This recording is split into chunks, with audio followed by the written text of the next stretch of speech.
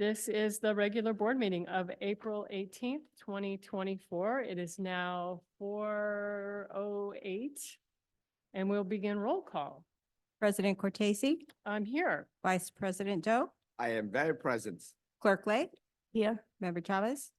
Here. Member Herrera. Here. Okay.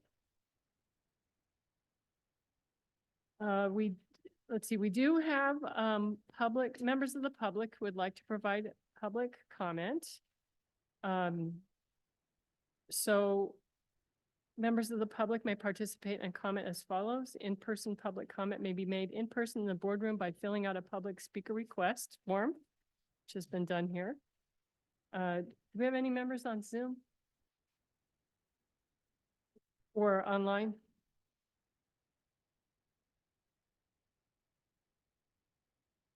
You read them, okay. No, anyone on Zoom, Mr. Superintendent? Okay.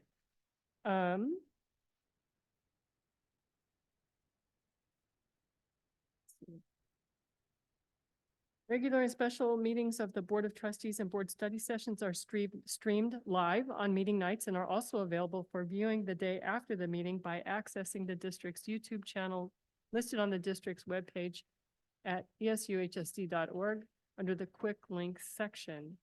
The board is not able to respond to items that are not on the agenda or any personnel issues. Your comments will be read into the record and will be directed to the superintendent and or the appropriate staff person for response. Interpretation of this meeting in Spanish and Vietnamese can be heard by accessing the link and following the instructions shown on the agenda and the district's website.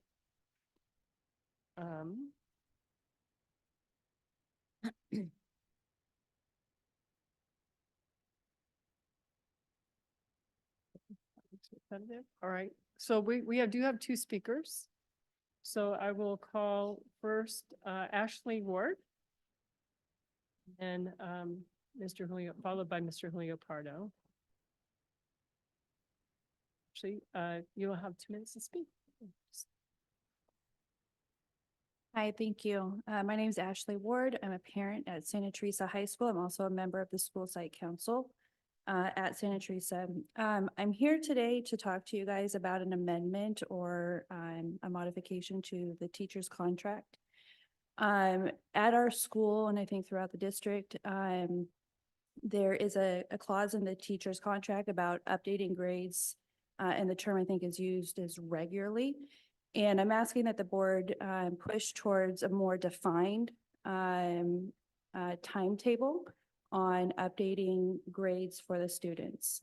In particular, towards the end of each term and especially at the end of a semester, the students need time to review their grades and identify any missing assignments or assignments that they can go to their teachers and request to either retake an exam or redo an assignment for a better grade, or just to identify missing assignments, and also to identify if there was inaccuracies in the posting from the teachers. There's been times for my student where an assignment is handed back to him, he has a particular grade on it, but then what's been entered into whatever application the teacher is using to post grades is not the same.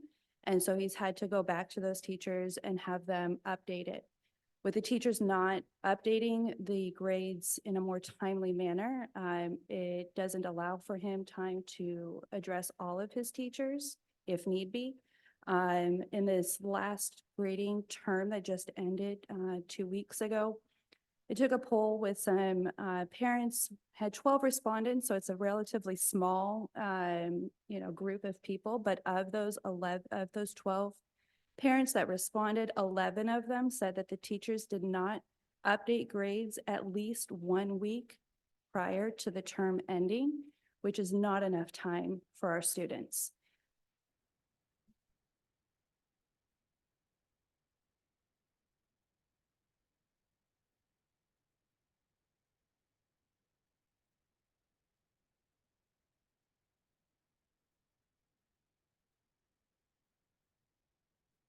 Leopardo, President, Classified Employees.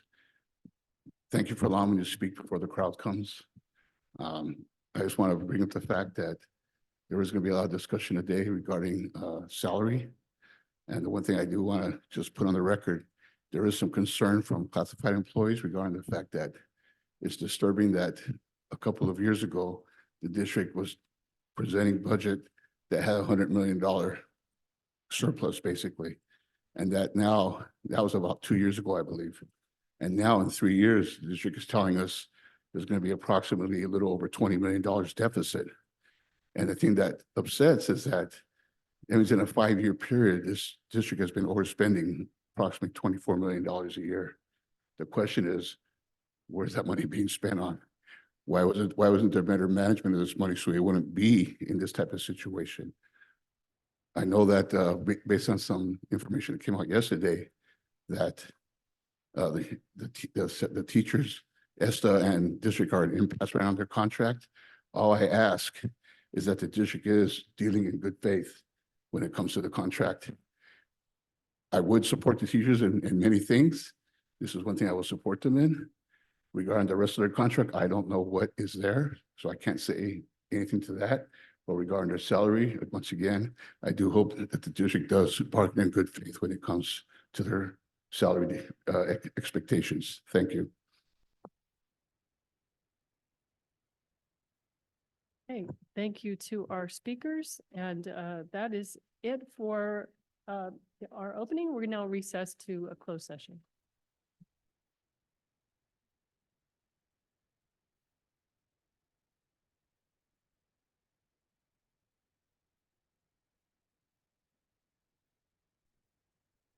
Thank you.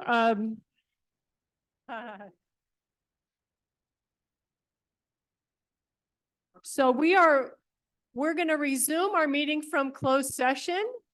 And let's begin with the Pledge of Allegiance, okay? It'll be a little tricky, but let's do that, huh?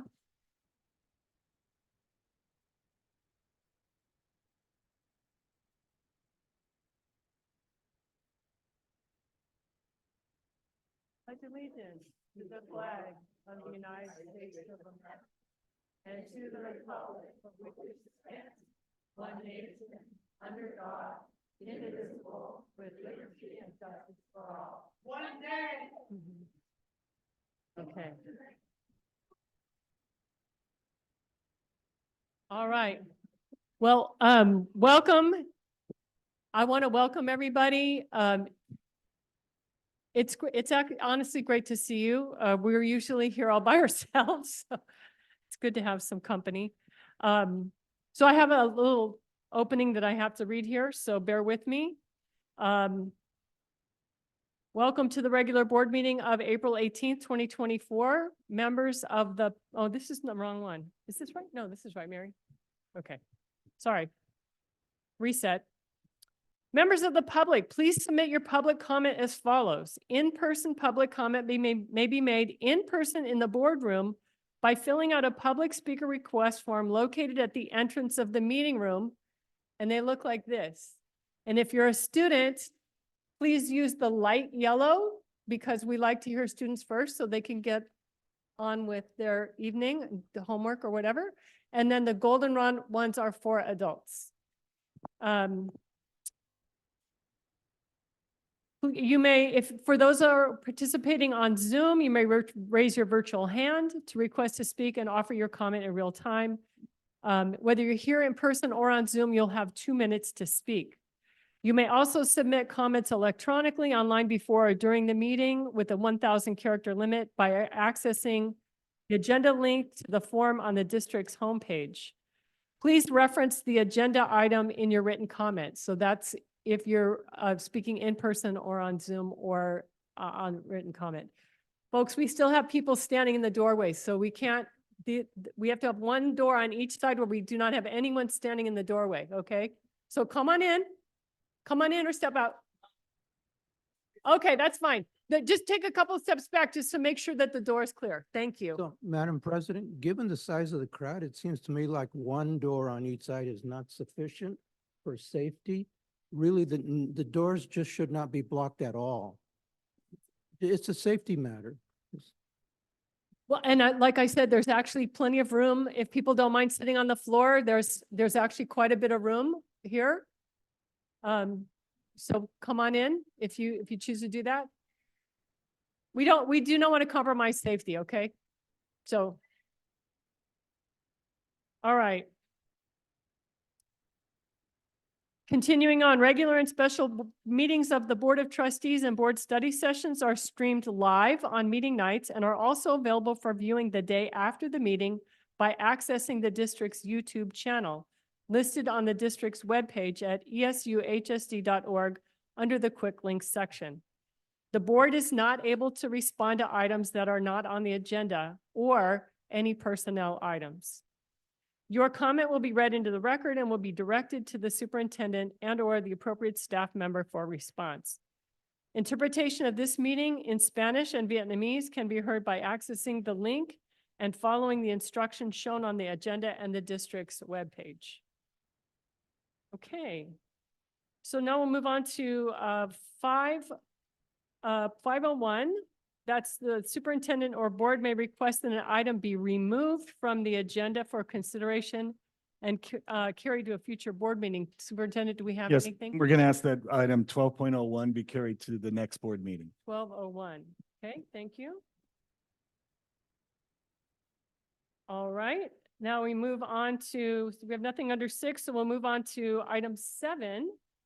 Some exciting news from our Student Governing Board representative, Emily Hsu.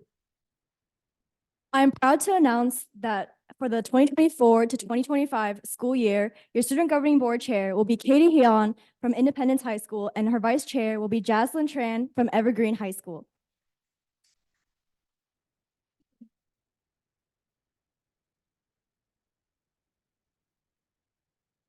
I'm confident that the student body is in great hands for the upcoming school year and would like to congratulate our new leaders for their hard-earned position. Thank you. Thank you, Emily. Okay, Ben? moving- Can we move item 11.02 earlier? Is that, Madam have President, are comments you from- calling for that right now? excuse me, I'm sorry, we're now on 8.01 where we can request items to be acted on out of order from the agenda. And so that request was, I'm sorry, We're going to ask that 11.02 be moved right after 8.01. okay.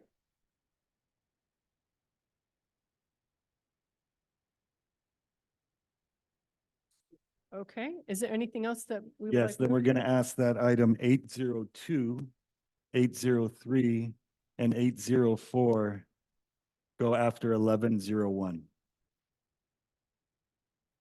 The old 1101, All three after 11.01, yes. okay.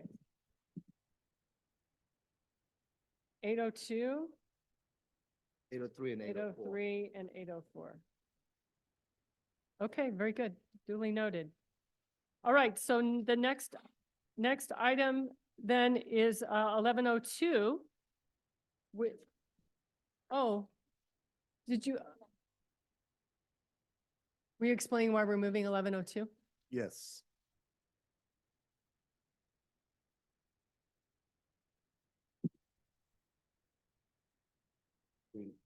A few days ago, I was informed by Board Member Von Lay that she will need to leave today's meeting early to attend a memorial service for a friend. So board members, we've considered moving those so that she'll be leaving at 7:30. And so in consideration of that, Mr. Doe has requested that the resolution be moved over in order that Board Member Lay can hear as much public testimony as also we're going to move any item before public testimony to after so that she can hear as much of the comments that are going to be made both online and in person before she has to leave. Thank you. Again, I hate to be a pest, but we really do need to keep no one standing in the doorway, please, so that we keep all the doorways accessible in case of an emergency. Cut on up. We have room up here. There is plenty of room inside on the floor. Come on in. Thank you.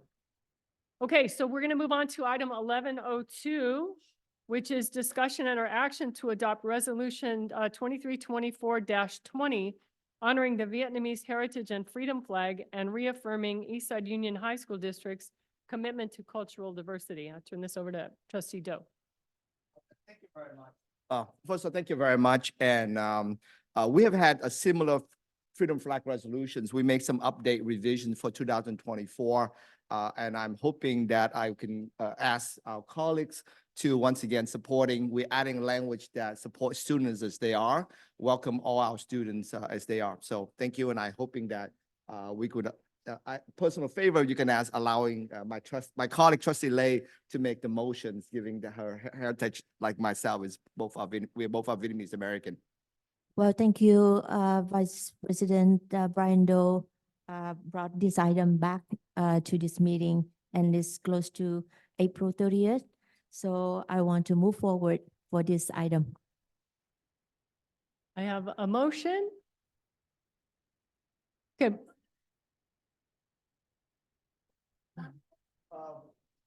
No, I would like my colleagues, since I'm the one who initiates, so I would love to have allow my colleague to have that privilege. okay, very good. So we have a motion by Lei, a second by Herrera, and Emily, how do you vote? Aye. Okay, colleagues, all in favor? Aye. Okay, that is unanimous. Thank you. So now we have nothing under 9.0, so that moves us to 10.0, which is our public comment section.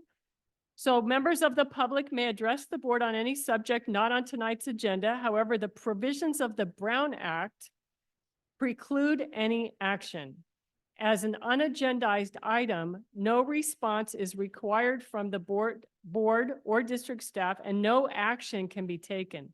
However, the board may instruct the superintendent to agendize the item for a future meeting.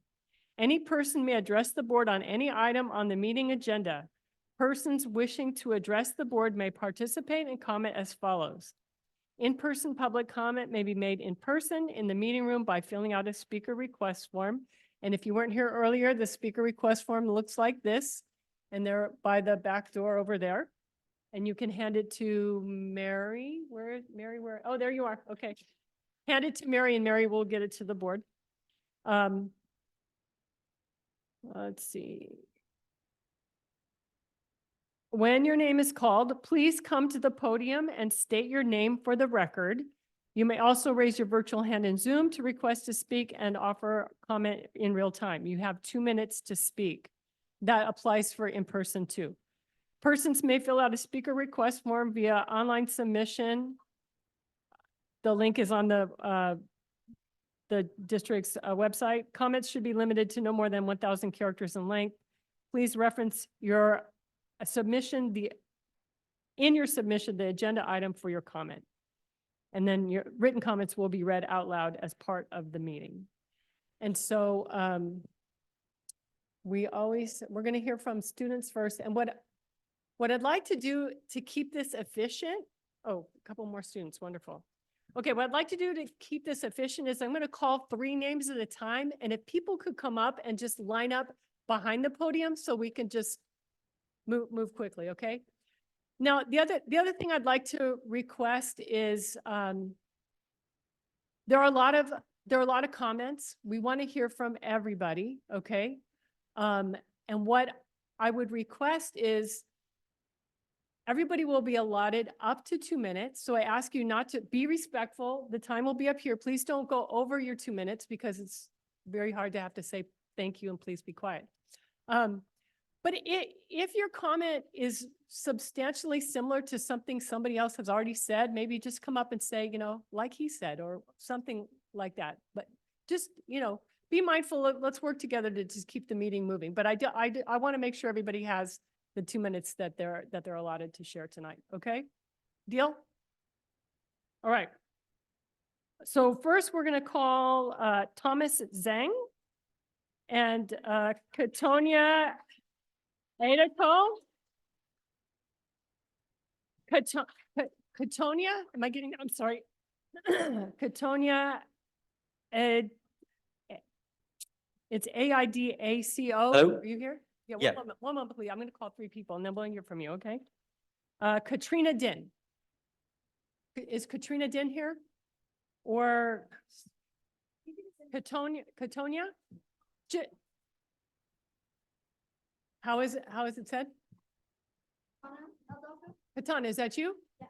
Okay, great. And then after that is Katrina Din. Is Katrina here? Okay, fantastic. All right. So Thomas, let's hear from you.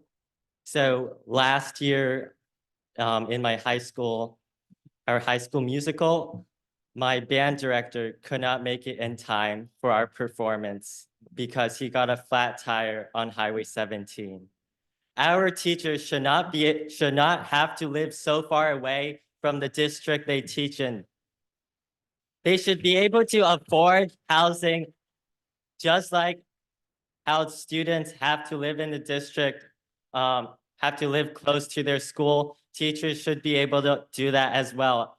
I have so many teachers I've been a student of that live all the way in Santa Cruz. They have to come here early in the morning, dark, and late in the afternoon, also dark, on such a accident-prone route. They should not have to do all of this in addition to all their hard work that they do already. Thank you. Thank you, Thomas.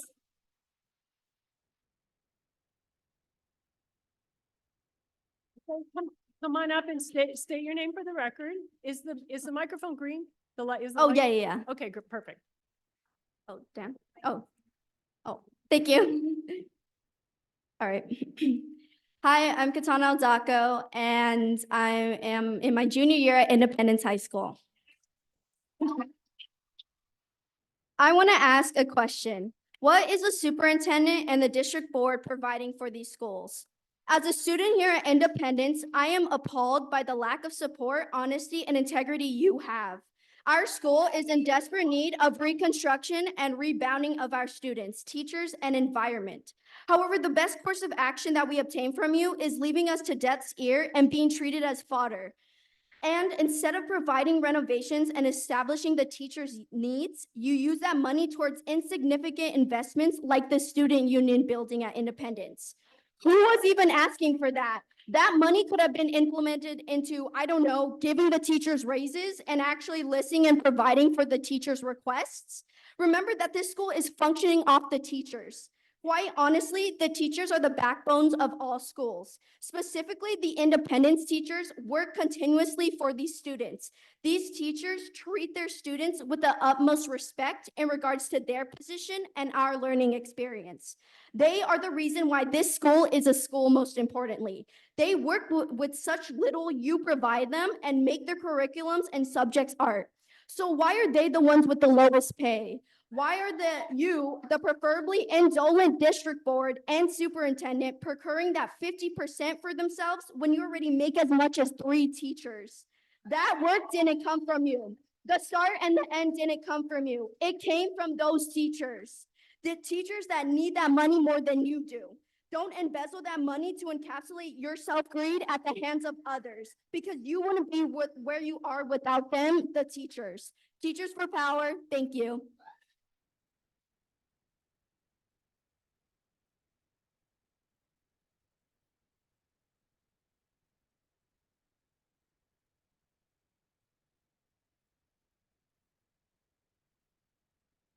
Oh my God, I did not say that. Good evening, ladies and gentlemen. My name is Katrina Din, and I am a senior at Independence High School.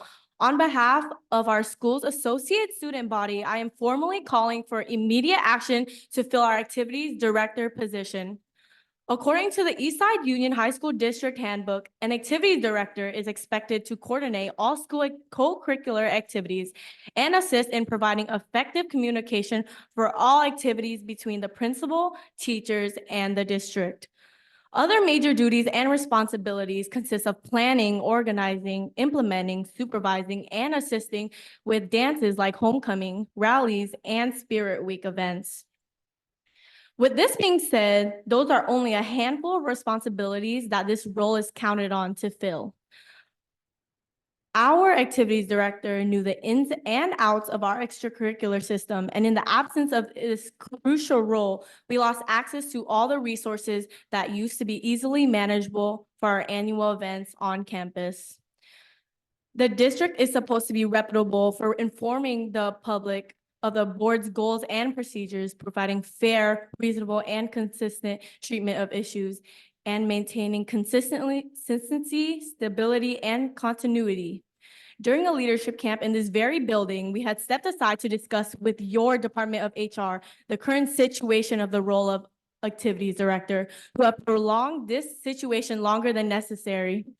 Despite professionally repeating or requesting a follow-up and continued communication on the subject, HR has decided that we are not important enough to do so. We have respectively emailed him regarding the issue, but received a vague and irrelevant response. We will not stand by and be disrespected in this manner. The magnitude of this absence has erupted an explosion of problems in the relationships between students, teachers, and the administration. It's not only crucial that we resolve this issue now, but imminent to the cultivation of our school culture. Thank you.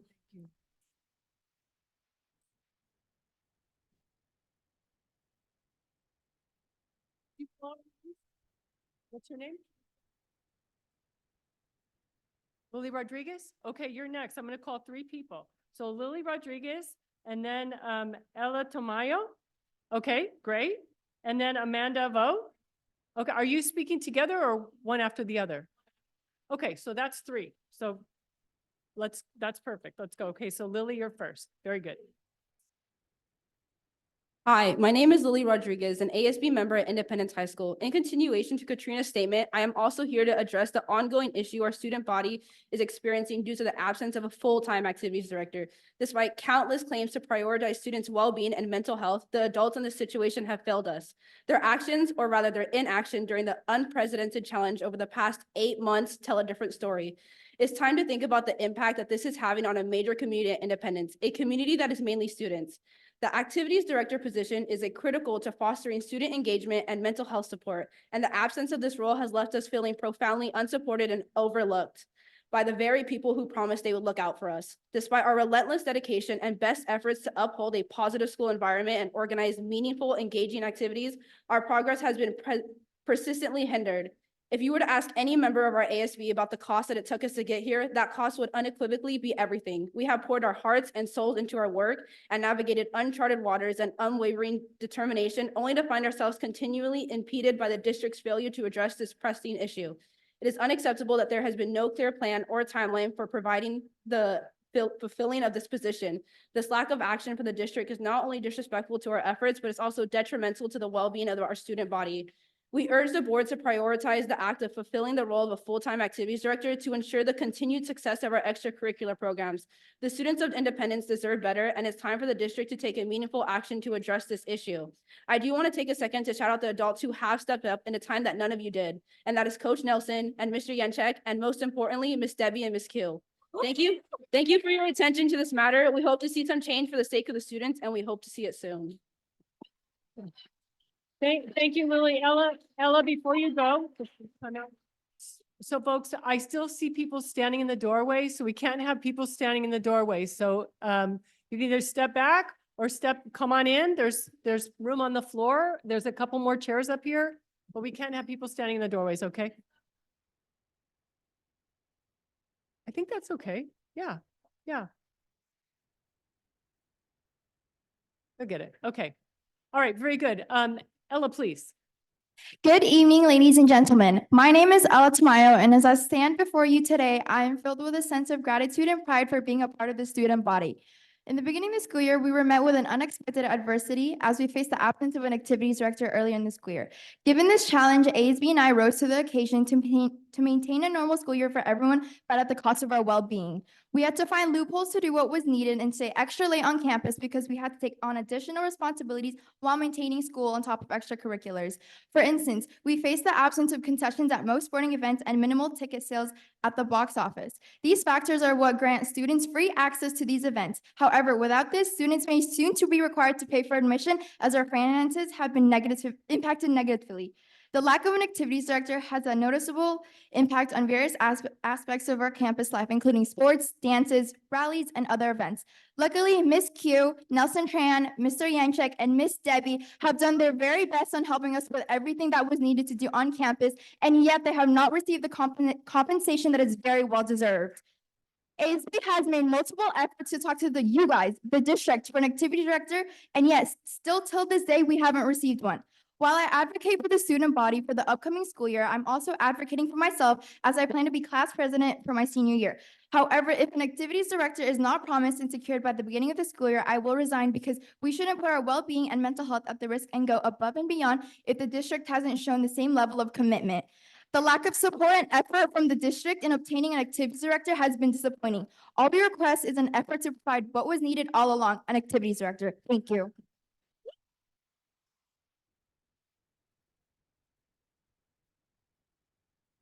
Good evening, ladies and gentlemen. I stand before you today as the president of the Associated Student Body at Independence High School. My name is Amanda Bowe. This year, we encountered a significant challenge as we lost our activities director 2 months prior to our biggest event, Homecoming Week. I'm here to ask the board to make a decision as to who will be our next year's trusted advisor and exemplify the importance of a full-time activities director. Losing activities director has had repercussions on the student body, extending additional burdens to our esteemed staff. As mentioned by my peers, they have done such a great job and definitely deserve a raise. As a student leader, I have been compelled to assume additional responsibilities in place of an activities director. For example, my colleague Lily and I have undertaken creating and grading leadership class assignments. And despite our efforts to adopt some of the responsibilities previously held by our AD, we felt like we failed the student body. The school has experienced shortcomings in every aspect. Our designated freshman leadership class no longer had a teacher to mentor these young leaders through school activities, which led a handful of ASB members to miss our fourth period classes and help them out. On top of this, we have struggled and managed to manage the Interclub Council known as ICC, which requires the authority of a respected staff member to manage and aid all student-led organizations on campus. These are only a few examples of the issues that were faced this year. Independence deserves to have the support of a full-time activities director to mentor our future leaders and create an inclusive and spirited environment at our school. I am here to advocate for the student body at Independence and next year's ASB cabinet. They need an advisor before the school year ends to start planning the following year. Having experienced the challenges of operating without a full-time activities director, I cannot understate the importance of this role. We need to have an advisor to advocate for our student body and government. Thank you for your time. Thank you. Okay,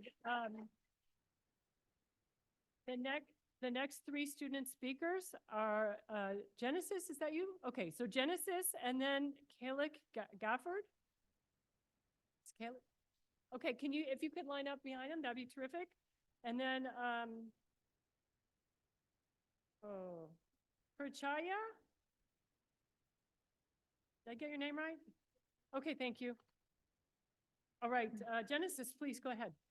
To the esteemed District Board of Eastside Union High School. Good evening, my name is Genesis Arroyo and I proudly serve Independence as the Associate Student Government Vice President of Special Events. I would like to thank you for taking the time out of your day to listen to these statements.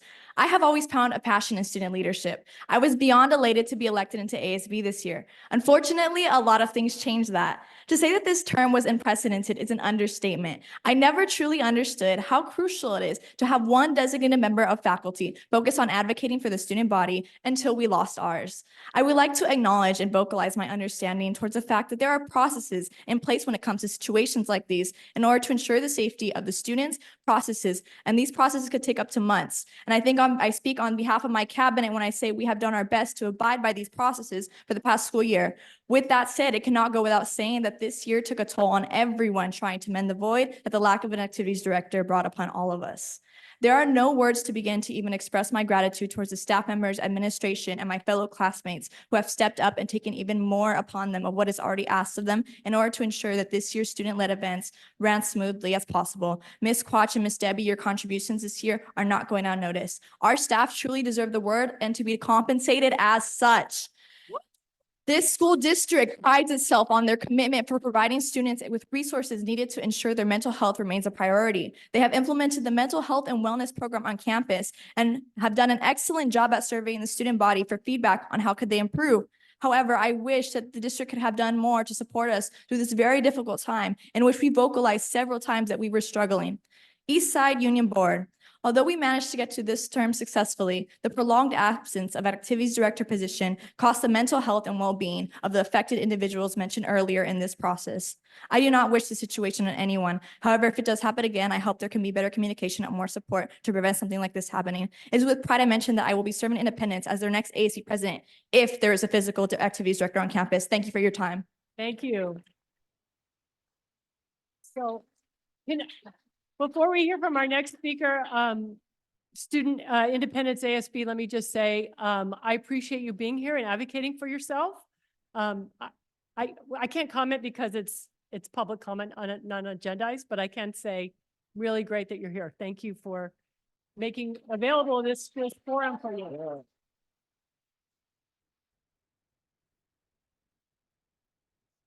Okay, Haley, please go ahead. Hello, ladies and gentlemen, my name is Caleb Gafford. I'm a student at Piedmont Hills High School, and I firmly believe investing in our teachers is investing in our future. Everyone here today has been affected by a teacher. Every parent, every doctor, every lawyer, that is something we all have in common. When we put more money into our teachers, we're putting more money into our future. Thank you. Yep.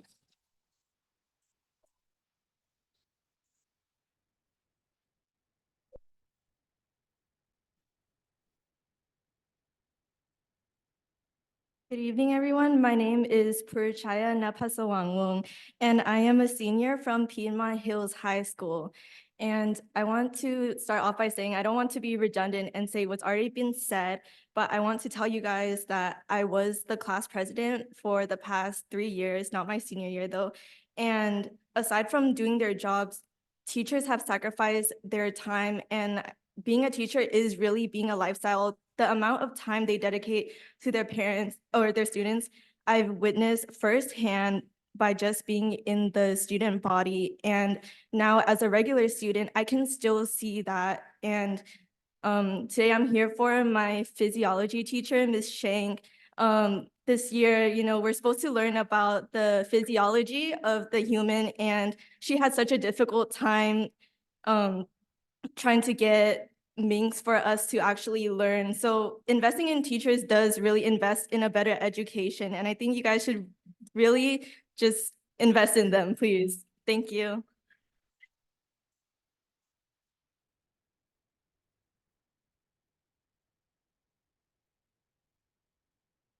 Okay, next we have Torrance Yun, Abel Vera, and Janine Epstein. Please, if you could all line up behind the podium, that'd be great. Torrance, okay.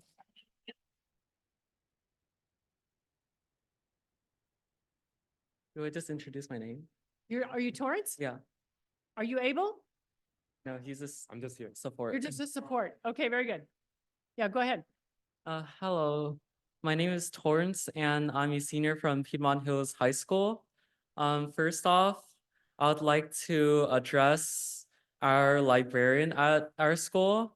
Currently, he only works Monday, Tuesday, and Friday. And I believe that every librarian at every school should work 5 days a week because students rely on the library to print their papers when their printers aren't working, and they rely on the library as a safe haven in the mornings, at lunch, at every time of the day. And without the library's support and the librarian's presence, we lose a part of the community at our schools. And currently I have a book from our library.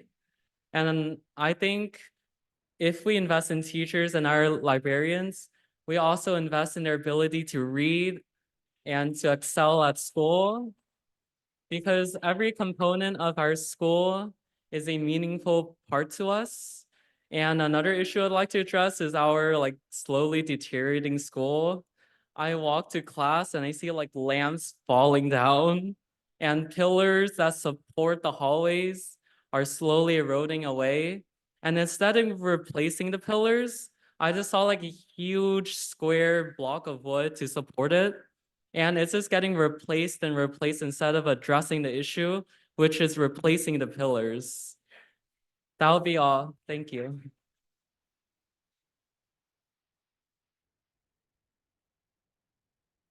I think that was the last of our students. And again, I really appreciate students coming out to speak their minds. Go ahead, Abel. Good evening. My name is Abel Vera. I'm employee number 122428. Able to do anything? This is the hardest time in the history of the planet to be a teacher anywhere on this planet. The factors are stacked against us. Student disassociation, rapid chaotic development and implementation of distracting tech, the zeitgeist attitude towards education and discipline, and much, much more. Yet, despite this unsavory reality, teachers are still attempting to get creative and spindle gold from straw. I had this great idea for my whole department to get these large posters for our classrooms, to create walls that teach instead of blank or decorative walls. And I thought LCAP was a good fund to source for this idea, but the officious process and the callous red tape walled my idea. A lot of creative teacher thoughts and ideas dissipate because of the little time to develop them or the lack of access to funds. And don't get any teacher started on the horrid system of using department funds and getting a timely reimbursement. Now, we do not want a expense account, but more accessible autonomy on how monies are spent. We should be working together to redesign the classroom of tomorrow. And like everyone here, I want to feel like I invested my time into something great. Wouldn't it be better to leave a legacy that shows you, I, me, we improved teacher output, improved student outcomes, rather than say, I pinched and squeezed, juice drops out of pennies? Invest in your talent, invest in me. Thank you.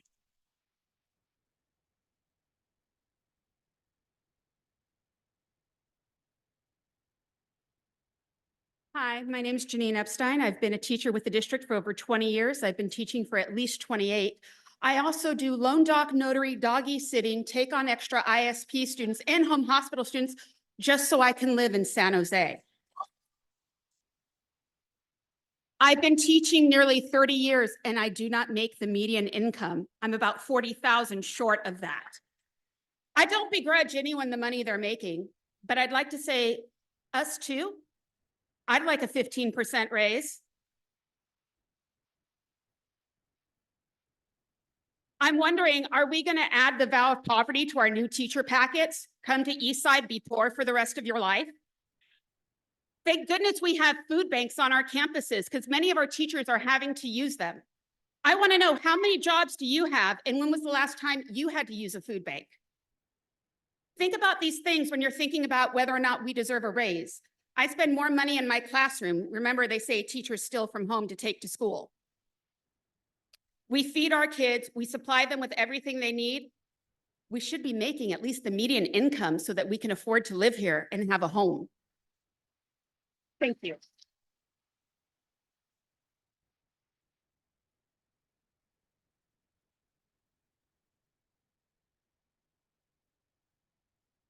Okay, we're going to call three more. Cuero, Bruce Rodas. I get that? Okay. And then followed by Jenny Ludwig, followed by Virginia Engelfinger. Go ahead. Please state your name for the record. Hi, my name is Yuri Bruce Rodis. I am from Independence High School, and I am the treasurer of class of 2025. This whole school year has been completely rough without an activities director. Without him, all of his all the things that he provides wasn't there, and it was really disappointing to see for the fact that it was really disappointing to see for the fact that it seemed as if the teachers who had to step up for him, they weren't getting compensated for the work that he was supposed to be doing. Everybody worked so hard, and it really hurts to see that we were really set aside, both teachers and students, by the district. I feel as if this problem was addressed earlier, they wouldn't have spiraled into this whole entire thing where we would have to be asking for more pay and all this argument. It really sucks and it really hurts my heart. I really wish that, I would like to thank my advisors, Mr. Glassford, Mr. Stone, and all the other teachers who really step up, like Mr. Quach, Mr. Nelson, all the other staff that really go up and really make the school what it is, because teachers really do make the backbone of the school. And I really wish that they would get the compensation they deserve. So increase teacher pay. My name is Hero Notice. Signing off. Thank you so much.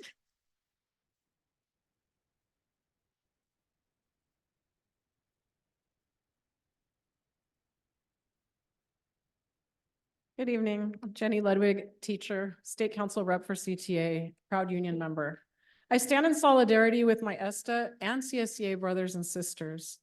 Hindsight is 2020, but in retrospect, regarding the salary raise that we got 3 years out, we left a lot of money on the table.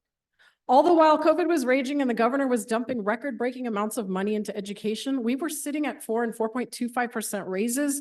It sounded good at the time, but who could have foreseen these huge swings in the economy? According to the Legislative Analyst's Office, in June of 2022, there was a 9% increase in the consumer price index, meaning food, energy, goods, services, et cetera, had gone up by an average of 9%. In that same year, we got a 4% raise. In 2023, the number was 5.5% in consumer price index high. We were at 4%. Currently, the rate is 3.8%. If we don't get a substantial increase, we are just going backwards financially. 4.25% raises that we got in the past few years, it's just cutting our spending power. It really wasn't a raise at all. I see my colleagues limping around with permanent injuries from breaking up fights. The district no longer pays for police officers, so classified and certificated are acting as police. I hear about classified staff taking away guns and knives from students and their families fear for their safety. They're paid the same as my students working at Starbucks. I see staff going to training to learn how to prevent suicide and drug overdoses. We're taking on the burden of our mental health professionals, but we're not paid accordingly. The district wants to mainstream SPEDs and ELLs next year. They promise we'll have paraeducators. Who is going to work for this amount of money? A friend of mine just interviewed from a contracting firm that's hiring for a district. How much are we paying a middleman for that? Why don't we pay competitively to attract and retain our staff? We're working harder and harder, taking on more and more. Spending power is less and less. Our reserves are ridiculously high, and yet we still hear the cry of we're broke, we're broke. We just don't believe it anymore. Treat us with respect and give us a fair cost of living increase. Thank you.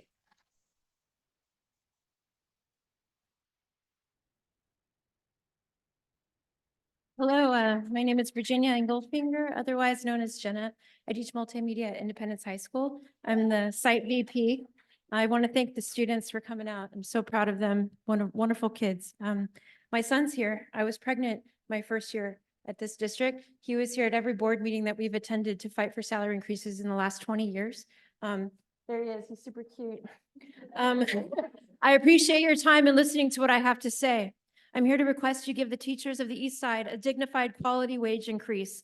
It isn't a secret the district has at least 92 million in reserves, with the possibility of more than 100 million by the end of the school year. To remain fiscally solvent, you only need to hold on to 3% of these reserves. That amounts to approximately 11 million. It is also not a secret the superintendent and assistant sup gave themselves a 15% wage increase. Why didn't ESTA receive the same wage increase? As that is past practice. That is past practice. Why have we been hearing that you intend to give us less than 5%, as little as 3%? We live in the same communities as you all do. We are experiencing the same level of hyperinflation and higher cost of living as you all do. What makes us inferior to you? What do our families matter less than your families? In March 2024, the median listing single-family home price in San Jose was 1.3 million. The average single-family home rent in San Jose is $2,500. How will our new teachers, our new servants, civil servants, be able to survive, let alone live a quality life with their families if they can't pay their bills? All anyone wants in this life is to provide their families to provide for their families, to ensure they will have a roof over their heads and food on the table. to ensure they can spend the quality time necessary for any child or adult to continue a positive growth process, both mentally, physically, and emotionally. All human beings deserve to be treated with dignity, respect, and love. Anything under 8% is more than just disrespectful to the hardworking civil servants of this district. It's inhumane. We deserve better, we demand better, and we will go to any lengths to acquire better for ourselves and for our families.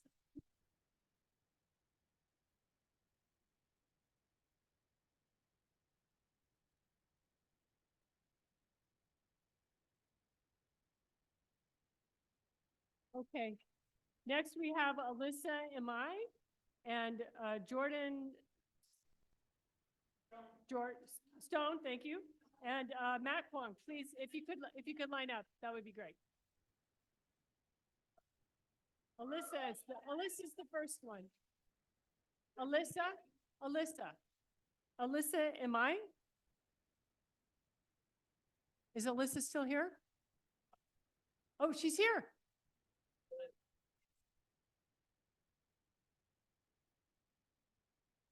Okay, and then we've got, and you're Jordan?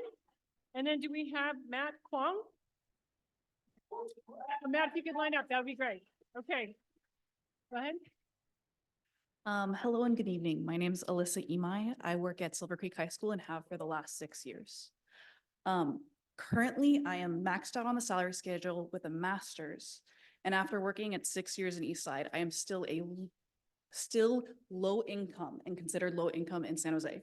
To break that, I need to work another 2 years to just barely qualify to no longer be a low income earner. That is absolutely ridiculous for someone of my education for how much we put into this.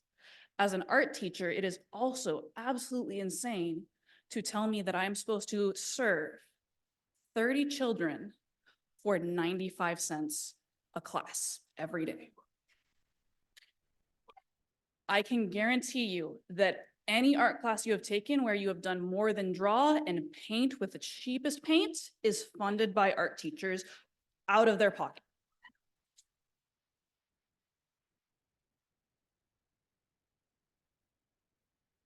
And to easily fund the education that my students deserve and to make it accessible for each and every one of them, it requires hundreds of dollars that is either out of my own pocket, out of my own time to write grants that may or may not be funded. The grants that I have written have not been fulfilled yet.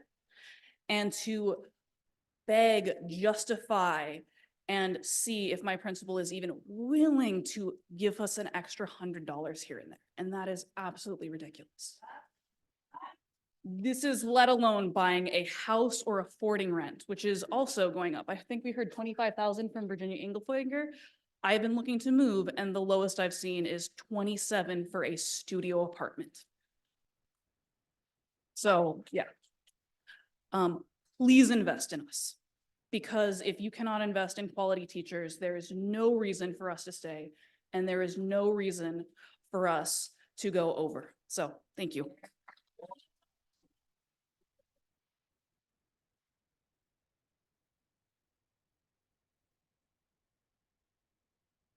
Good evening. My name is Jordan Stone. I've been a teacher at Independence for 9 years now. First of all, I'd like to voice my support for the Independence ASB students who spoke and believe that the board should take action in support of what they said. Second, I want to say that I personally do spend hundreds of dollars per year on Independence High School students in my classes and the school in general. And third, I really want to voice my opinion that the district is really making adversaries of the teacher by offering a wage increase that is less than the rate of inflation, essentially giving us a wage cut. And that it's a very bad path, I believe, for the district to create that type of adversarial relationship. And I felt this way, and I believe many other teachers felt this way, that to hear the initial offer of the district negotiating team to be 2 to 3%, I believe many teachers, including myself, felt that to be an insult, asking us to take a pay cut. So those are my opinions. And while at the same time, mismanagement or potential mismanagement and granting the superintendent and assistant superintendent large wage increases, I don't think that is justifiable. And I would beg you to reconsider what the district will offer the teachers. Thank you.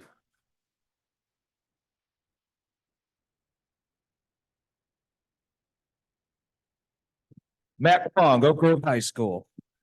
All right, so first off, it's not every day I get to stand in front of policymakers. And so I just want to take this opportunity to talk about meeting our students where they're at.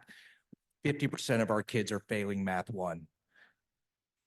And so I understand that A to G is a good goal, but with less than 25% of our students going to a four-year university, we need pre-algebra to be brought in for graduation credit. Okay, sorry. Hold up, guys. I only got 2 minutes. But I am here to talk about another issue today. Just out of curiosity, has anyone else gone over budget with classroom expenditures? Has anyone else gone out of pocket to buy snacks for their kids? How many boxes of donuts have been brought for kids on testing days? Okay, this one might reduce. Has anyone ever given a kid their lunch because what the school provided wasn't enough? Thank you very much for your time. Thank you guys for what you do.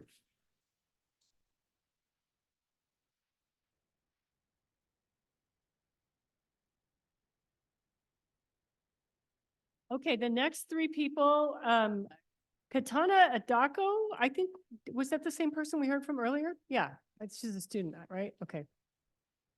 And John, yes, that would be John, yes, John B. Patrick Lansbach and Mark Adams, please, if you could line up. That'd be great.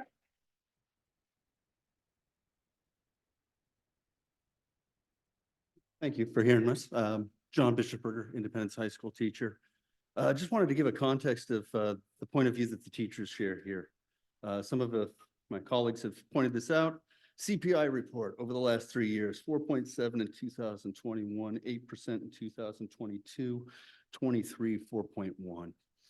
Last couple months, February rate is 3.2, March is 3.5. You add that up, that's 20% inflation rate over the last 3 years. We are behind the scale on this. We are poor at every step of our schedule at this point now. Food inflation, 19.6% has gone up.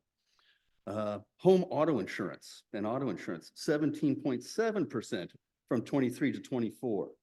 Housing in the state of California, up 28% in the last 3 years, according to Zillow. We have faced extraordinary circumstances with COVID. We have showed up, we've done the job, and we've provided services. We sit here today with the knowledge that epidemic has given us of our power. We understand now that we have strength, that this city, this agency, this community is dependent upon us to show up to work. We will continue to show up to work, but we need a living wage. Thank you very much.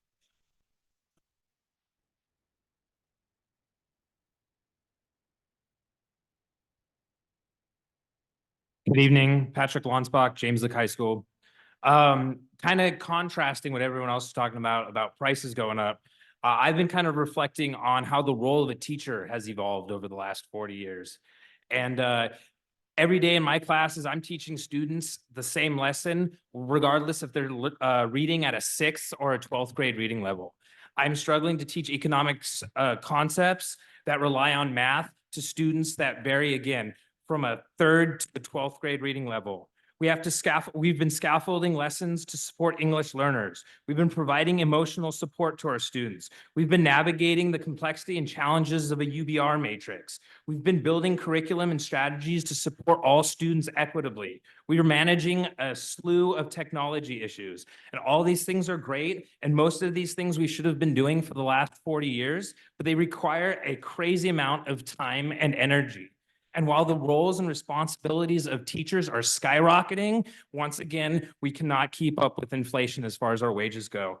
And so most teachers have 5 years of college education. Many of teachers work 50+ hours a week. And why is it that teachers on the verge of retirement are barely making the median salary in the area? What we're asking for is completely reasonable. We will continue to break our backs for our students. We just ask for a livable wage while doing so.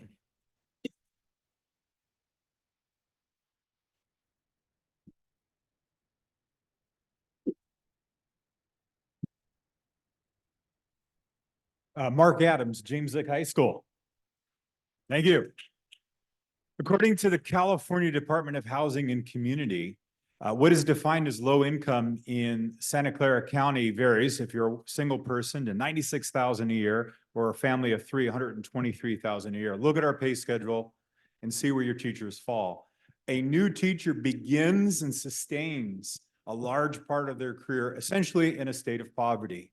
It used to be the American dream was to own a home.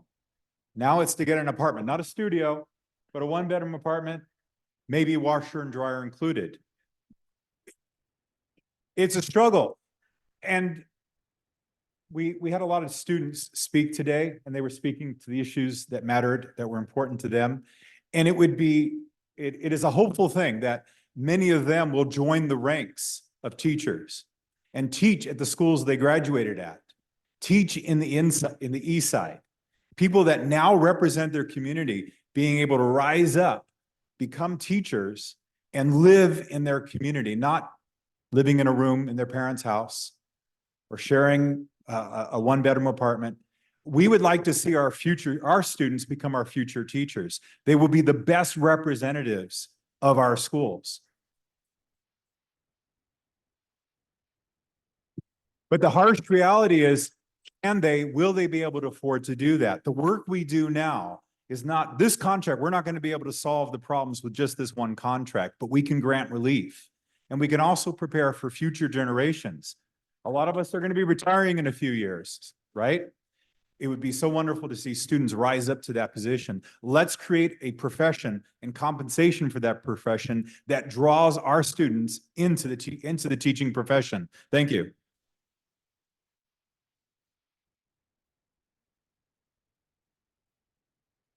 Okay, if we could have the next three, I'll call Joel Hernandez, Cesar Juarez Ruiz, and Jacob Benitez, please.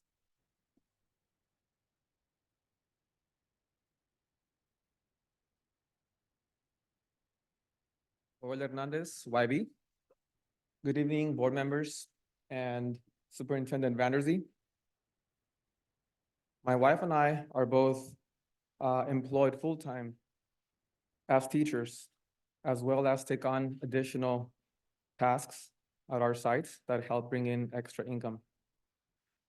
I would like to highlight that we like working for our students' population because we are both a product of this district.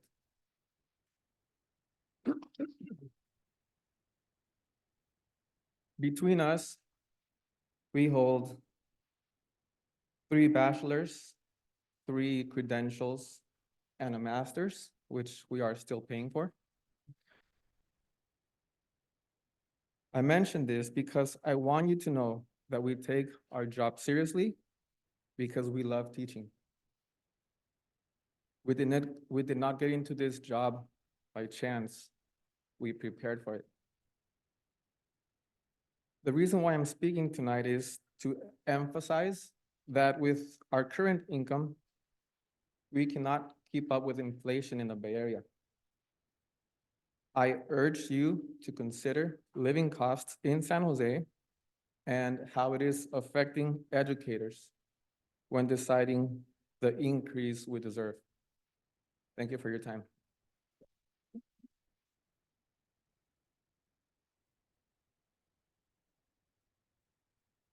Hi.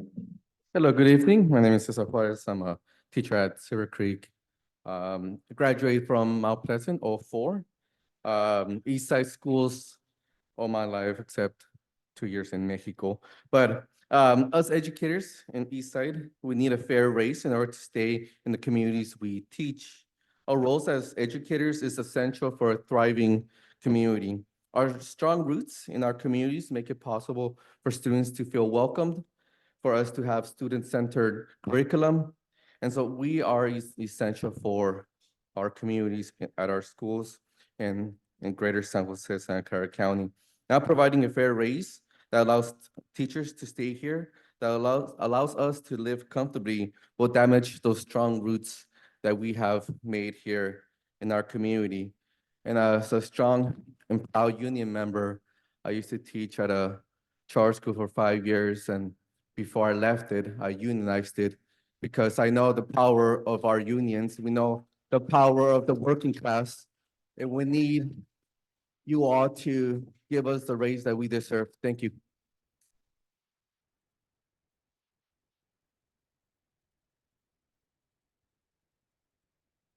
Good evening. My name is Jacob Benitez. I'm a teacher at Evergreen Valley High School. I've lived in East San Jose my entire life, okay? And when I hear all of my colleagues coming up here, it strikes me that I'm not the only one whose first thought to come up here is to talk about our connection to this community, okay? Brian Doe, I know you emailed me back last night and you said, you know, your parents worked for the school district. Patty, I think a niece of yours was in my class and I did my student teaching at Silver Creek 6 years ago. And you know, this room is full of people who love this community, who grew up in this community, who became teachers because they believe in this community. So when we look at, you know, and I want to thank Mark and all the other my colleagues who brought this up, who spoke on behalf of us newer teachers. You look at that salary schedule on the earlier part, it's hard to justify the amount of time we put in from a financial perspective because it really is a labor of love. I'm giving up my Saturday morning to my AP Human Geography students. And if we leave here tonight feeling like we want to, whatever the worst possible scenario is, I'm still going to be there Saturday morning because I believe in the potential of my students. Okay, because I had teachers, some of them who are in this room, who believed in my potential 10 years ago. And if we don't keep that up, we risk losing that. If we don't pay us a fair wage, we risk losing that. And we risk losing what makes this community great. Thank you for your time.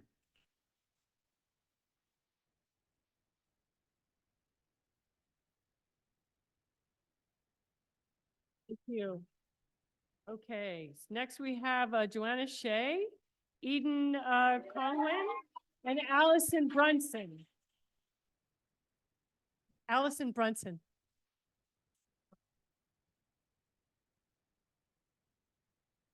And then Eden, you're Eden? Okay, good. Okay, Joanna, go. Good evening, everybody. My name is Joanna Shea, and this is my 26 years teaching chemistry at Independence High School. Okay, I'm sure that you all know teachers done a lot through the pandemic and after to help students learn. We are now experiencing students lost time, like one of the teachers is describing, of learning through the pandemic and helping them to catch up. In the meantime, dealing with teenagers' emotional changes, physical and mental health and family issues. Students brought all that to the classroom, and we have to deal with them daily. Students' academic progression becomes very diverse since the pandemic, and we have to constantly make changes and adjustments to accommodate all students. We have to work even longer hours, experience more emotional stress ourselves. At the same time, inflation comes in, cost of living in the Bay Area is rising even more rapidly. That gives additional stress to our everyday lives. I don't think I need to go further. We just want our school district to help us financially, help us to give us a decent raise because we have done a lot and we'll continue to do so. Please help us. Also, I was talking to some colleagues that they are waiting for the results of, the negotiation. They they are leaving if they don't get a decent raise. Okay, thank you.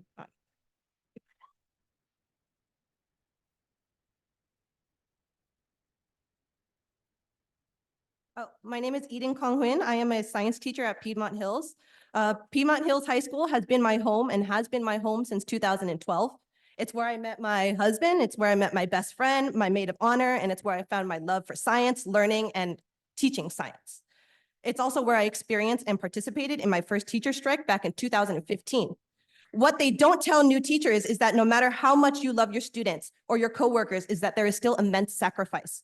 It is not just about your love for your students or the joy of seeing them succeed. It's about the financial strain, the constant worry about making meet, and the burden of knowing that your dedication may not be enough to provide for your own future. Almost 10 years later, not much has changed, except now I am on the other side of the table where I am much more aware. And the problem is not just a matter of me not being able to see my calculus teacher after school for tutoring or attending Key Club events. It's my livelihood and my future. We continue to pour our hearts and souls into the classrooms, yet our efforts often go unnoticed and undervalued. But today I stand before you not as a teacher asking for sympathy, but as a voice pleading for change. Paying teachers more isn't just about fair compensation. It's about recognizing the invaluable role that we play at shaping the leaders of tomorrow, just like Emily. It's about investing in our future of our society, one teacher at a time. It's about ensuring that educators can focus on what truly matters, which is inspiring, empowering, and educating our students without the constant worry of a financial instability looming over our heads. Piedmont Hills High School is not just my home, it's a family. And just like any family, I must support and uplift all of my family in times of need. By investing in our teachers, you are not just investing in individuals, but you're investing in the collective well-being and prosperity of our community. So I urge you to consider the profound impact that increasing teachers' pay will have on our lives and countless educators and generations to follow. Thank you.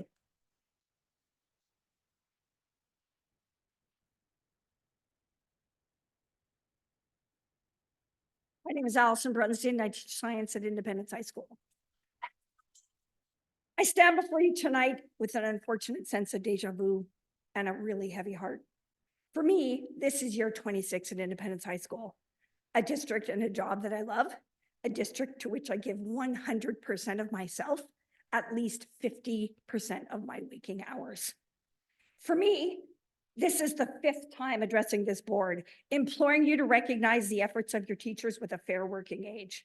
Initially, I was going to go over all the finances pertinent to our contract negotiations. You know, the $81 million the district is squirreling away, or the 15% raise that was bestowed upon some of you sitting before me, or the 15% raise granted to my B2 colleagues, but not to my ESTA colleagues because the district can't afford it. And oh yeah, ESTA members don't have a Me Too clause. But I opted to skip most of the numbers because you all know very well what the real numbers are. Instead, I want to share with you that in the past 26 years, this board has claimed that our teaching salaries have presented a financial burden on the district in every single contract negotiation. And I have been here for approximately 8 to 10 of them. I have lost count. In only one such instance has the East Side District actually been financially strapped. And on that one occasion, ESTA stepped up. ESTA agreed to take the hit. ESTA took the furlough days and the extra students in our classroom. Tonight, I want to urge the district to stop crying wolf. It's time for you to recognize your teachers. It's time to acknowledge that we, my ESTA colleagues that stand before you tonight, along with our students, we are the face of East Side. We are the ones on the front lines every single day. We are the ones that greet our students and coach them. We, along with our students, are the ones responsible for all of the accolades bestowed upon the district. It is not about you. It's time for the board to acknowledge this, support your teachers. We reflect you.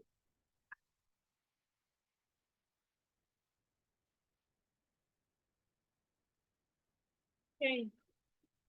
Next up, we have Ava Chow, Alan Roberts, and Rebecca Taylor, please.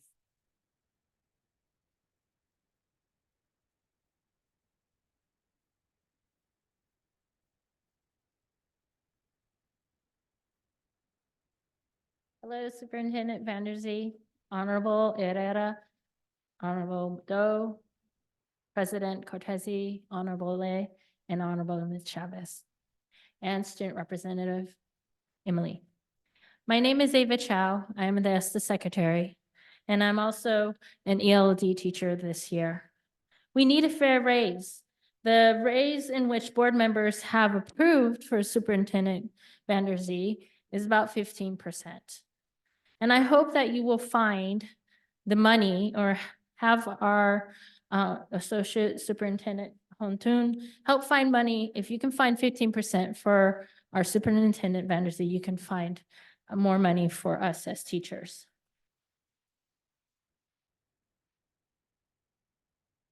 As a board member for Cupertino Union High School District, I am speaking on my own behalf. I know that our duty as board members is to have the only employee, the superintendent, which also means that we, besides looking at building, how buildings are done, and looking at and be in charge of the budget and improving the budget, we also advise our district bargaining team in which direction they should be going. So I would like you to consider that your position to advise our district's bargaining team. You see the poster I came up, it says we don't need a fourth administrator. The fourth administrator costs $2.2 million. That is about 1% of a raise for ESTA and the rest of the Me Too. We didn't want a fourth administrator to begin with. So I would like you all to think about our reserves. Right now, it's around $90 million or so. It's about 9%. We are required by the state to maintain 3% reserve. If we just take that 3%, it's about $30 million. How much a raise can you give to us? Thank you.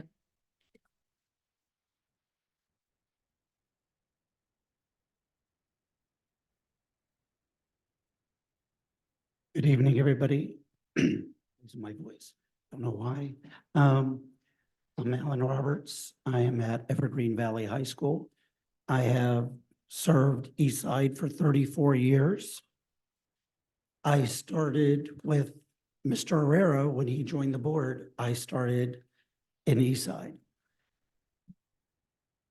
I was going to first start by saying thank you for passing the SERP, but that got passed over. So I don't know if I'm retiring at the end of the year or not. It's up to you guys. Maybe maybe that will be an incentive to pass the SERP, because you won't have to listen to me anymore. But what I want to, so chances are the raise does not affect me, but for so many years I have come up, and as Allison said, we hear the same thing year after year. We're broke. And even, I don't know, a couple of years ago, I said, oh, don't worry, for the next bargaining, we'll be broke again, because we're always broke. For 34 years, I've been hearing the same thing. And I appreciate that some people got a 15% raise. They deserve every penny, but so do all these people back here deserve a 15% raise.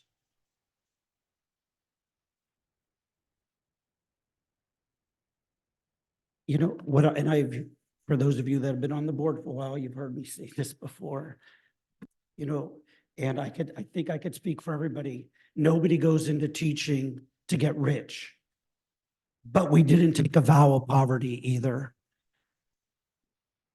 Thank you all. And I do appreciate all of you. I think you know that. So thank you.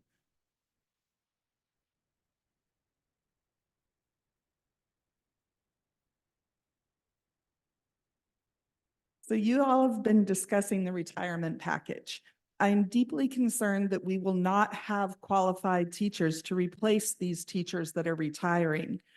I have been teaching science at Evergreen Valley for 19 years now, and I've been the science department chair for about 8 years. I want to share with you some of the frustrations I've seen over the years in this role. I've had numerous conversations with new teachers where they express their frustrations with the job. They are not unhappy with the actual teaching. They love their time in the classroom interacting with their students.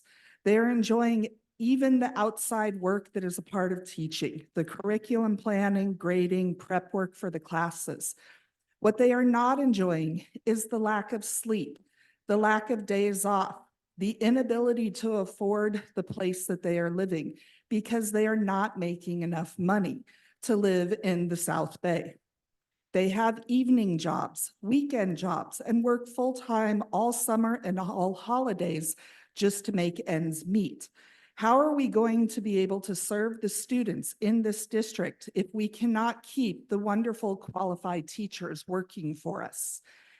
It has personally taken me over a decade in my career when I am not having to work extra jobs over breaks and holidays. The only reason I own my house in San Jose is because we bought it 24 years ago, and my husband works in the tech industry.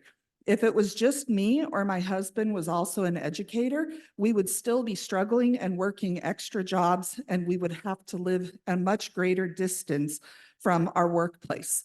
This is unacceptable for any organization that has such an important impact on the community and our future generations.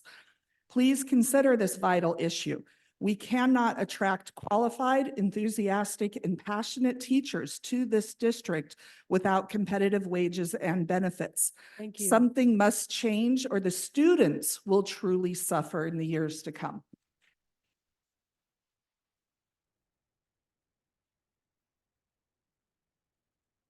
Okay, next up, can we hear from Joe Van Zambeek and Thomas Brittendahl and Hugh Huynh, please?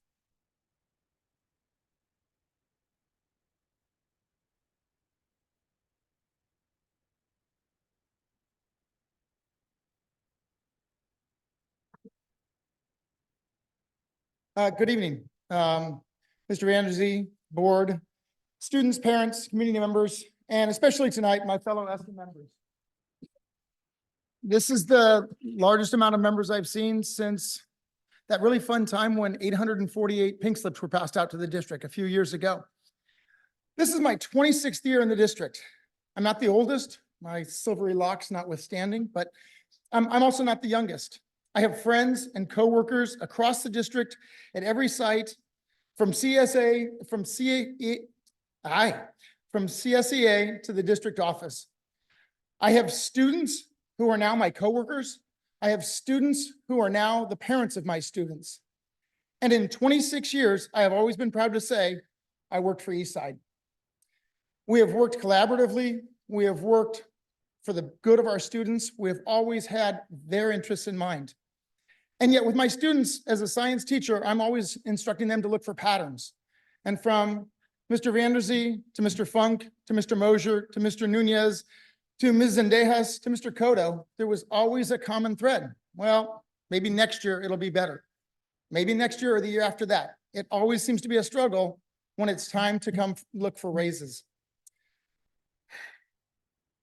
We have seen the impact of inflation, and we have seen how this is one of the most expensive areas to live. Oh, I get unlimited time. Damn, thank you.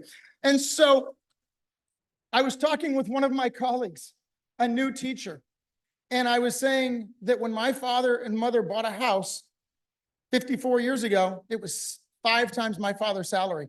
When I was fortunate enough to be able to buy a house almost 20 years ago, it was 10 times my salary. In this area now, it's close to 15. It's not sustainable, and yet it's not sustainable for our teachers either.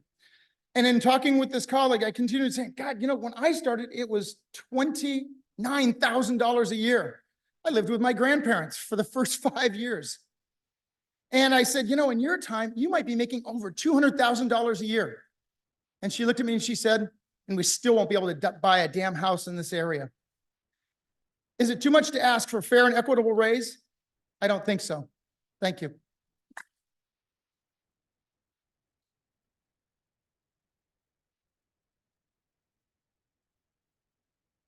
Hello, everyone. Thomas Brittendahl, teacher, Oak Grove High School, ESTA Vice President. Last year at this time, on April 20th, 2023, one of the superintendents stood at this podium and said, quote, I contend that the biggest impact to student outcomes is what happens in the classroom.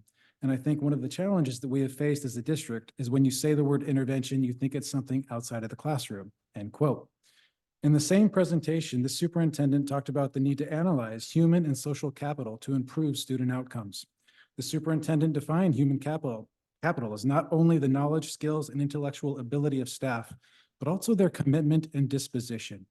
The superintendent also defines social capital as the network of relationships that foster unity and trust within and amongst staff. The superintendent also acknowledged that the district hasn't factored such things into their analysis. So from that presentation from April 20th, 2023, we can establish at least a few things that at least one superintendent would agree to. 1, no position is more valuable than classroom teachers. 2, it's important for these teachers to be committed to their tasks with a healthy disposition. 3, that the unity and trust is important to the well-functioning of any organization. And 4, the district has admittedly not factored these into their analysis. Now, across the district, your econ teachers teach our students the basic economic principle that incentives matter. Don't tell us we're valuable, show us we're valuable. Incentivize your teachers to commit in the ways you want, with the disposition you believe is needed, so we can feel united with the district and trust that their words are not just rhetoric. Incentivize your teachers so we need not spend time at board meetings when we could be focused on our classrooms. Incentivize your teachers so we do not feel the need to work to rule for a reasonable salary increase. Incentivize your teachers so growing calls to strike can be put to rest. Incentives matter. Don't tell us that we're valuable, show us. Thank you.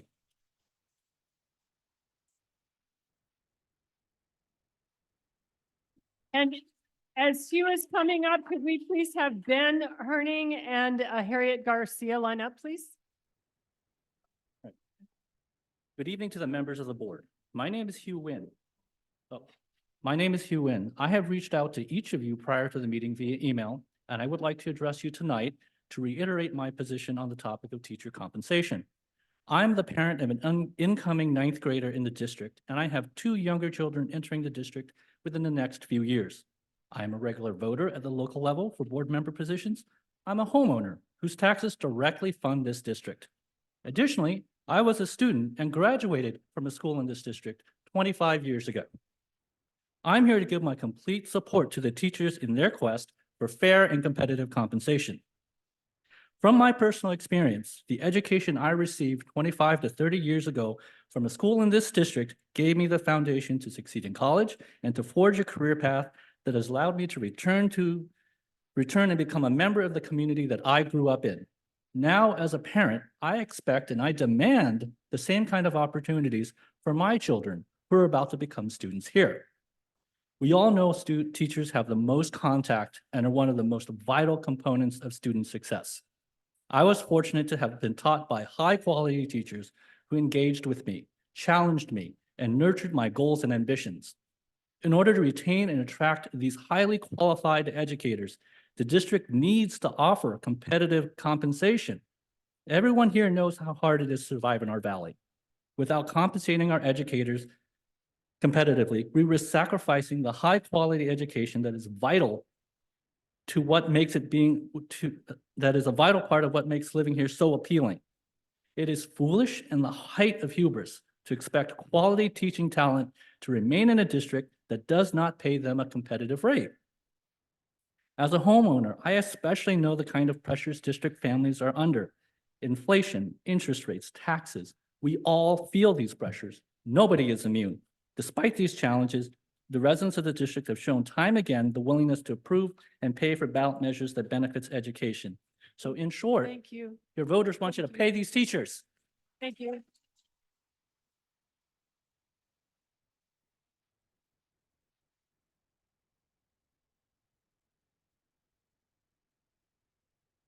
Good evening. My name is Ben Herning. I'm a teacher at Andrew Hill High School, year 18. I am an ESTA member and the new site president for Andrew Hill.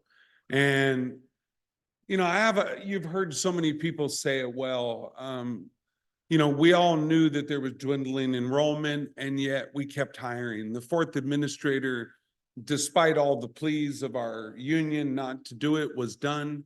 The raises, as I heard a colleague say, we don't begrudge anyone a raise, but we do know that the money, the reserves are quite sufficient. And what we don't understand really is the negotiation tactics. You've heard it over and over. Did you spend 50 hours and come to an impasse when you gave the superintendent's raises? I bet not. And yet we're forced to waste our time when we should be dealing with the real issues at our schools.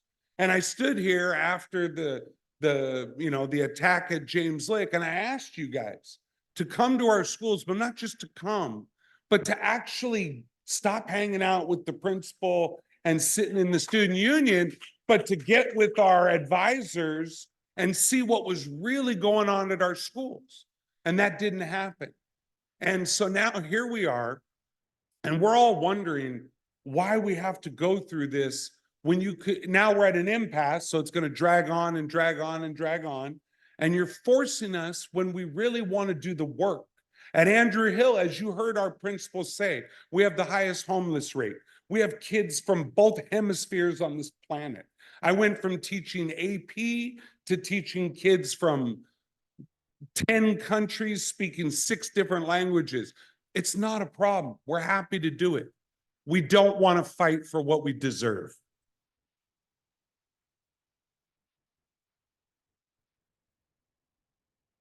And as we're waiting for Harriet to come up, could we have Brandy Fabricius and Brittany Harder line up, please? Come on up, Harriet. Come on up, Harriet. Harriet's next, and then Brandy, and then Brittany. Start the clock yet, I'm not ready, okay. Ooh. Okay, 2 minutes, go. I'm Harriet Garcia. I've been teaching at Independence for 26 years.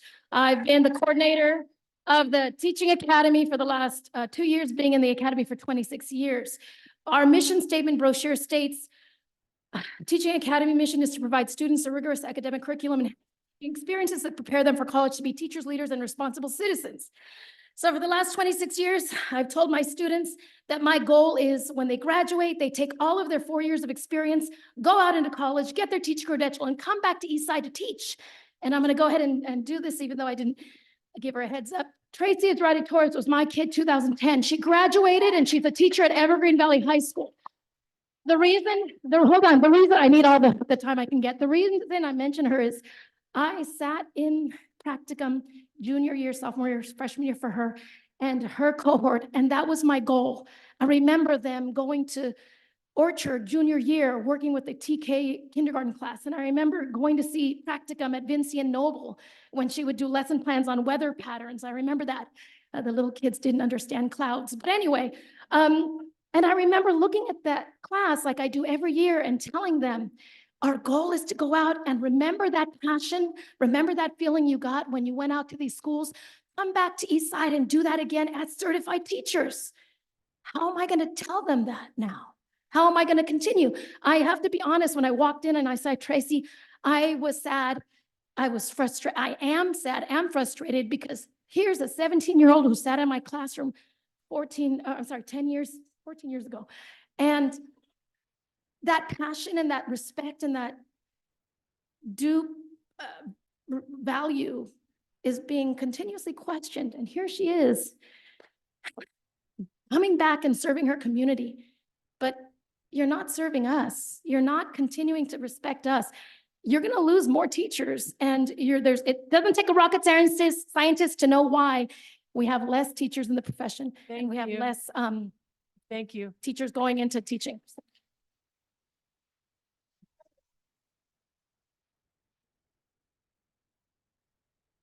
Hi.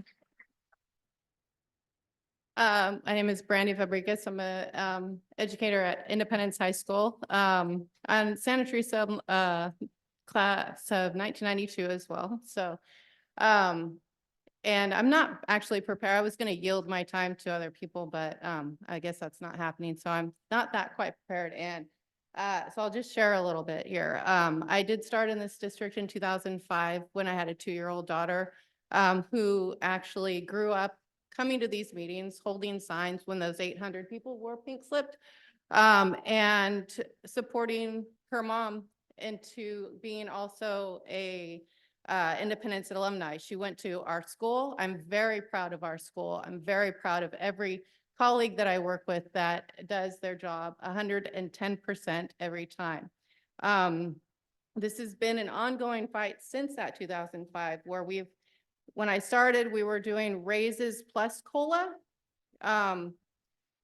We had classes of 28, got raised to 32 to save money. And then we had a bunch of time taken off of our school year to save more money. So we're fighting the same fight.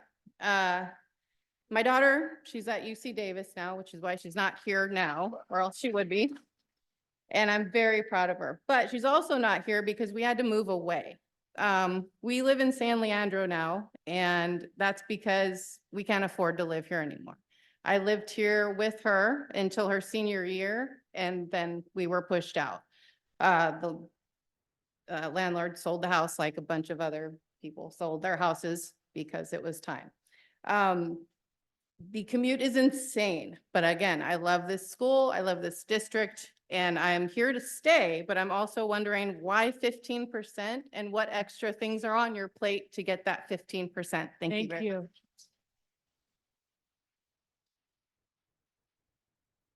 Okay.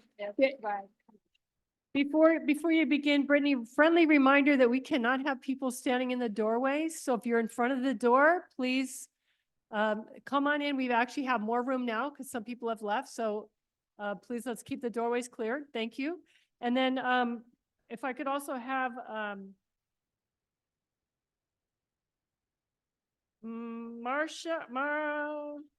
Martha, thank you. Martha, Espinoza, if you could line up, and Teresa Chade, if you could line up behind Brittany.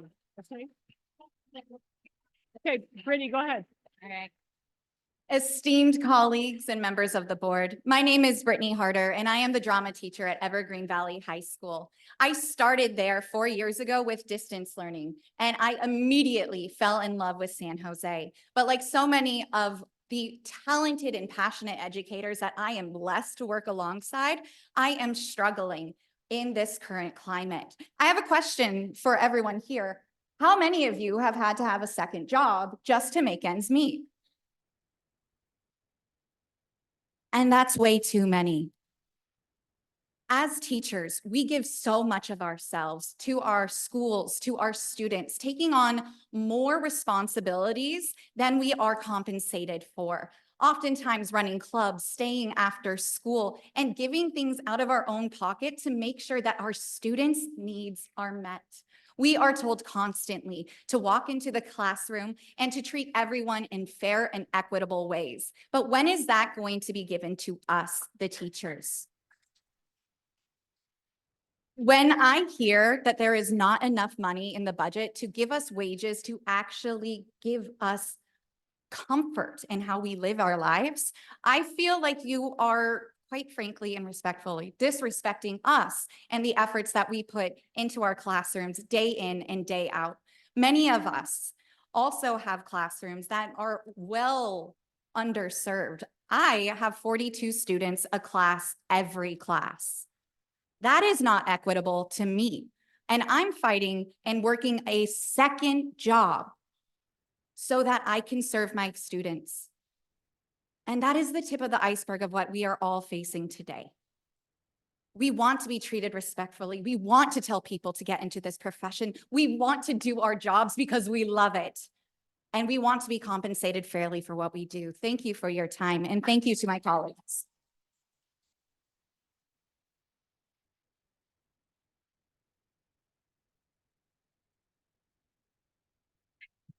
All right, thank you.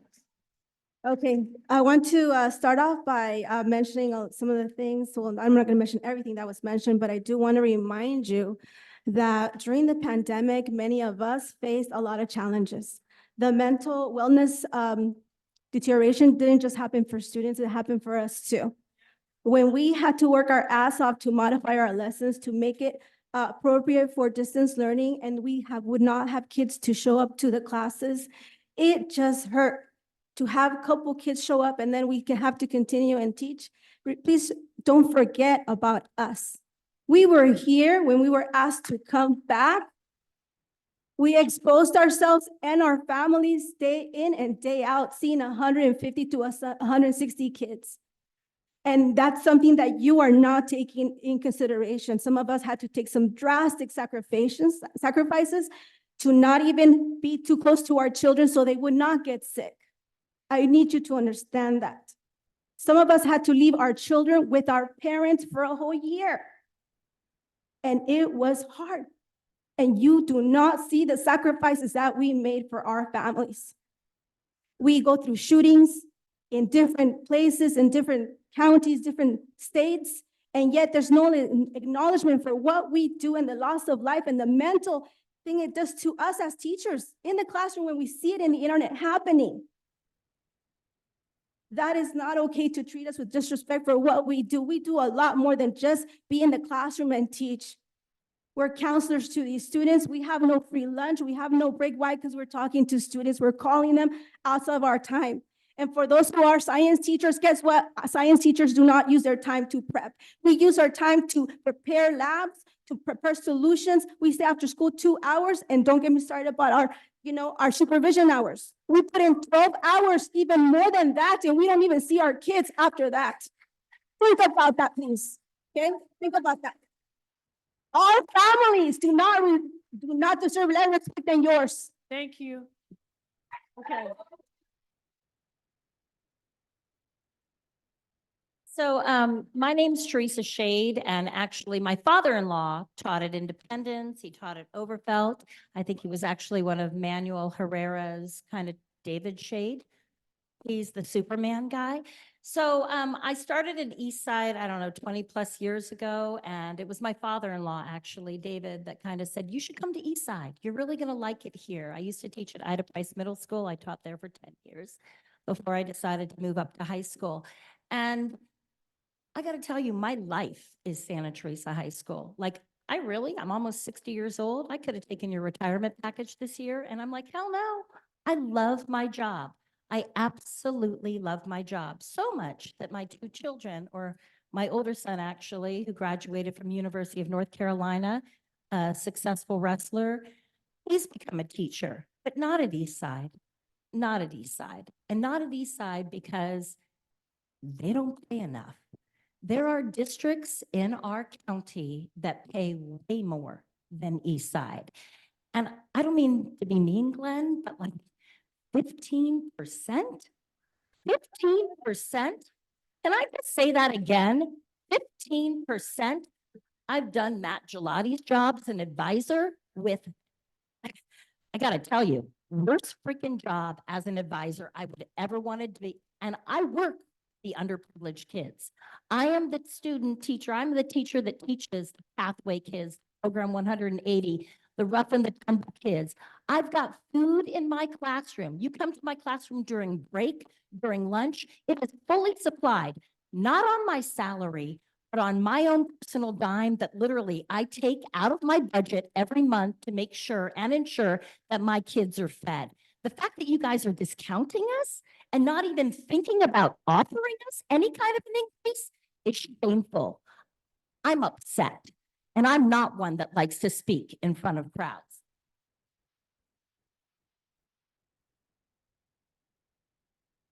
Okay, next, if we could have Zuli Valdez, Rachel Groffey, and Tony Pham, please.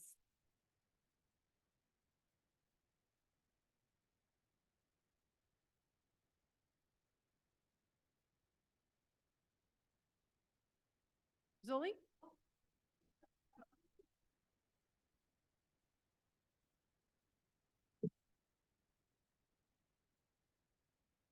I chose to speak not only as a teacher that deserves and demands a better pay, but also as a teacher and a parent, like many of us who are frustrated with certain district policies. Superintendent, when I gave birth to mi hija, my daughter, almost 3 years ago, I had no choice but to use all my sick days when I wasn't sick. I was giving birth. That's one of many of our sad policies for new parents within our district. Almost 3 years later, after giving birth, and I'm still being affected by that policy because I currently only have 1 day left of sick time. It's either for me or my daughter that I have to take time off. This past December, I got COVID and I had to use a handful of my small amount of sick days. But in January, it was a million times worse than COVID. I lost my second baby during my second trimester of pregnancy. When I emailed HR to inquire information about taking family leave, in a very short email, without giving the minimum of condolence, they said I was able to take some days off, but potentially not get paid. I was fortunate to have included one of our ESTA leaders in that same email when he was kind enough to inform me about the right to use bereavement for my time off and not financially get penalized because I'm the breadwinner in my family. I was grieving mentally and emotionally, physically. I couldn't be either for my students, but HR didn't care. They didn't even say sorry. Thank you, Thomas, for letting me know that I wouldn't lose money besides losing my baby. I mentioned this to show the lack of transparency that we as teachers deal with within our crucial times in life. I'm asking you to give us teachers the pay and respect we deserve and to recognize that teachers who give birth shouldn't use sick time because we are not sick. Treat us like the professionals that we are and pay us what we deserve. Thank you.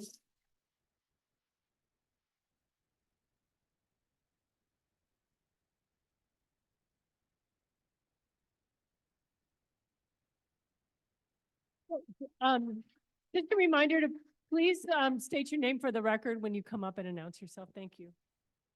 My name is Rachel Groffey. I'm at Evergreen Valley High School. I'm a 20-year-old fourth-year teacher making your poverty wage, just FYI.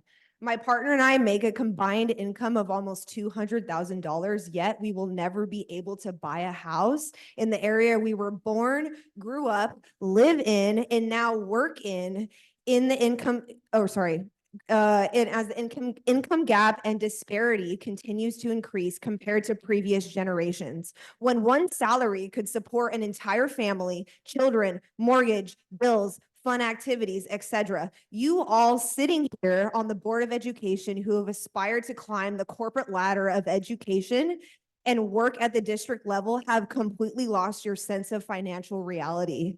Just like our politicians, presidents, Congress and Senate members, CEOs, etc., once rewarded a powerful leadership role from the masses. Maybe you would be able to afford your teachers a raise if you didn't preposterously inflate your salaries to the point where their superintendent makes more than the governor of California, respectfully.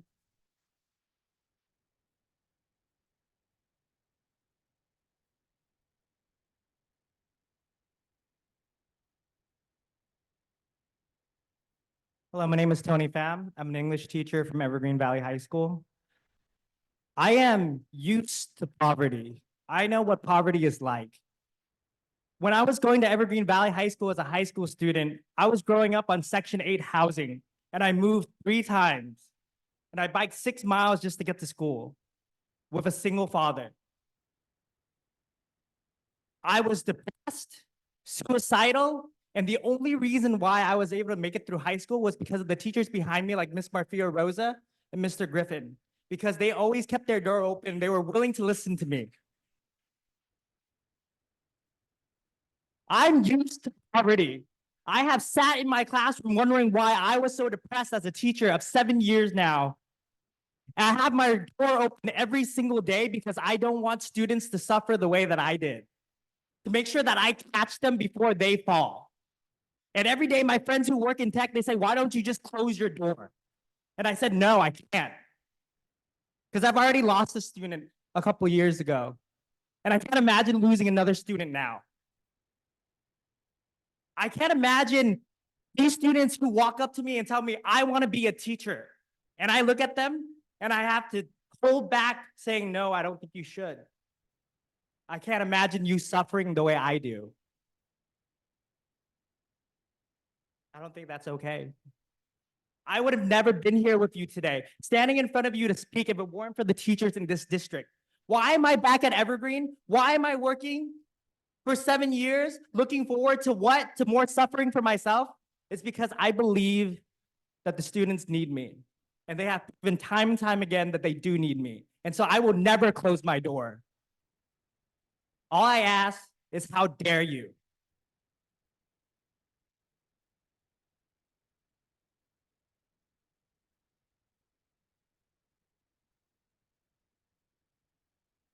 Okay, so could we have, Suri? I don't think there's a last name here. Oh, Suri and Zihan. Okay, they're two separate people. Suri and Zihan. Okay, great. Come on up. And then after Suri and Zihan, if we could get Arjun Ashu Kumar to line up and Melissa Marfia Rosa. Is that okay? You could state your name for the record. That'd be great. My name is Zihan, and we're from Piedmont Hills High School. My name is Sir. Okay. I had a chem class last year, and my teacher would always give us like really nice lab things where we'd like make hot chocolate and everything. And it was really nice. And I asked him, I was like, how much does the district pay you for like all of this extra stuff you're giving us? And he said nothing. And it was just really sad because he's like already not getting paid enough, and he's going out of his way with his own pocket money to like make us have fun during class and like to learn and everything. So I'm a sophomore in high school right now, but so far, like all my teachers have been super supportive, and I don't think that I would be where I am today without them. If like, I know like if me and my friends are ever feeling down, like I know we can always like count on our teachers to like have our backs and like support us. Sometimes they even stay after school, like outside of their working hours, just to stay with us and to talk to us. I used to be scared of public speaking, and I still am, but I know that I would not be standing here today if it weren't for my teachers who taught me to stand up for what I feel like is right. Even this year, I had a chemistry teacher. Her name is Dr. Suzette, and she has labs really often, and I feel like she doesn't get paid enough because she has to pay for all the labs out of her own pocket. And I feel like it's unfair to her because she's trying to give us the best education that we can get, but she's not getting compensated for what she has to spend to get us that education.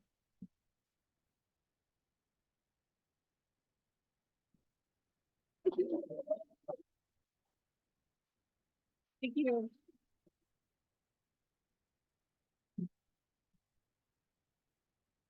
Good evening. My name is Arjun Ashokumar.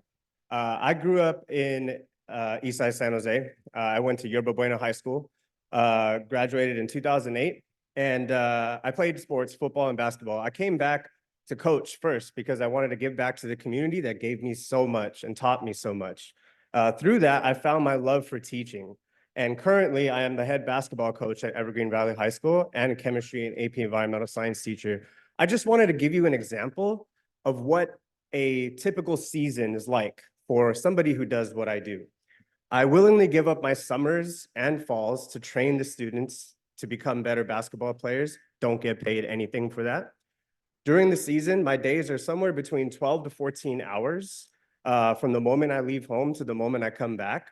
And the stipend that I receive for the amount of work and extra work that I do, I split with my assistant coaches because they don't get paid, they're on volunteer basis. If you do all the math, that equates to less than half of the minimum wage of San Jose to do what I do on an extra basis. And on top of all that, the amount of time that I prep to plan practices and games and coach, I have to come in on Saturdays and Sundays during the season, November to February, just to grade and plan and keep ahead of my students, maybe about a couple of days at a time.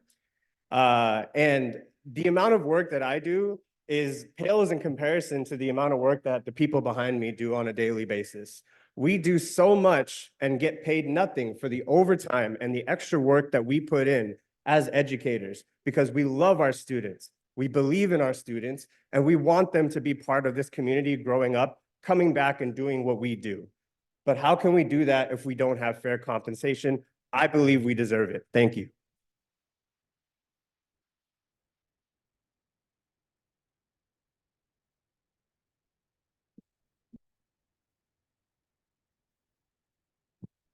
Hello, my name's Melissa Marfia Rosa. I work at Evergreen Valley High. When I started at Eastside Union High School District 2 years ago, 20 years ago, sorry, I only saw the two. 20 years ago, one of the boasting factors was that we got more as teacher salary than most of the teachers in the state. I was not one of the impoverished new teachers that somebody spoke about earlier. I remember making $58,000 a year, and I thought that was a lot. My rent was less than $1,000. Rents were low, grapes were cheap, gas was cheap, PG&E was cheap, internet was cheap, eating all fresh vegetables was cheap. But I was among the teachers that the district pink slipped when they decided to fire a bunch of people that they didn't want to pay for, and hoping that they would just not come back, which happened. Actually, many of the teachers went away. And when they got hired back, they got all the cheaper ones like me. Well, today, I'm one of the lucky ones. I'm one of the ones who can afford a house. It's in Willow Glen. It's in the dodgy part. Don't worry, not too expensive. But it's one of the places that I can afford because I need to house 6 people. My mom and my dad live with me because my dad has Alzheimer's. My kids live with me because, well, they're my kids. I have a master's degree in curriculum and instruction that I got while I was teaching here. And with that earned a $2,000 stipend and an increase in salary that effectively makes it less than what I was making before I started earning it to begin with. Here are things I joke about. Thank God that I married somebody rich. Well, I married somebody who makes money because I'm a teacher.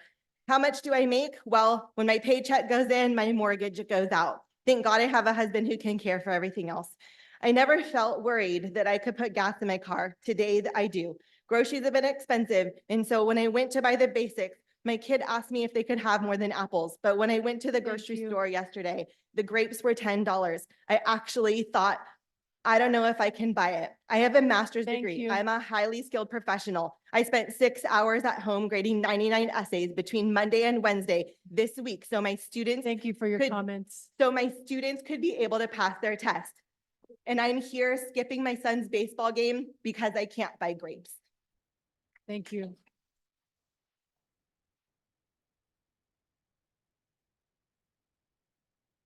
So thank you, everybody. Please know that you have been heard, and we've been, receiving your emails, and we're holding all that. We have about how many online comments?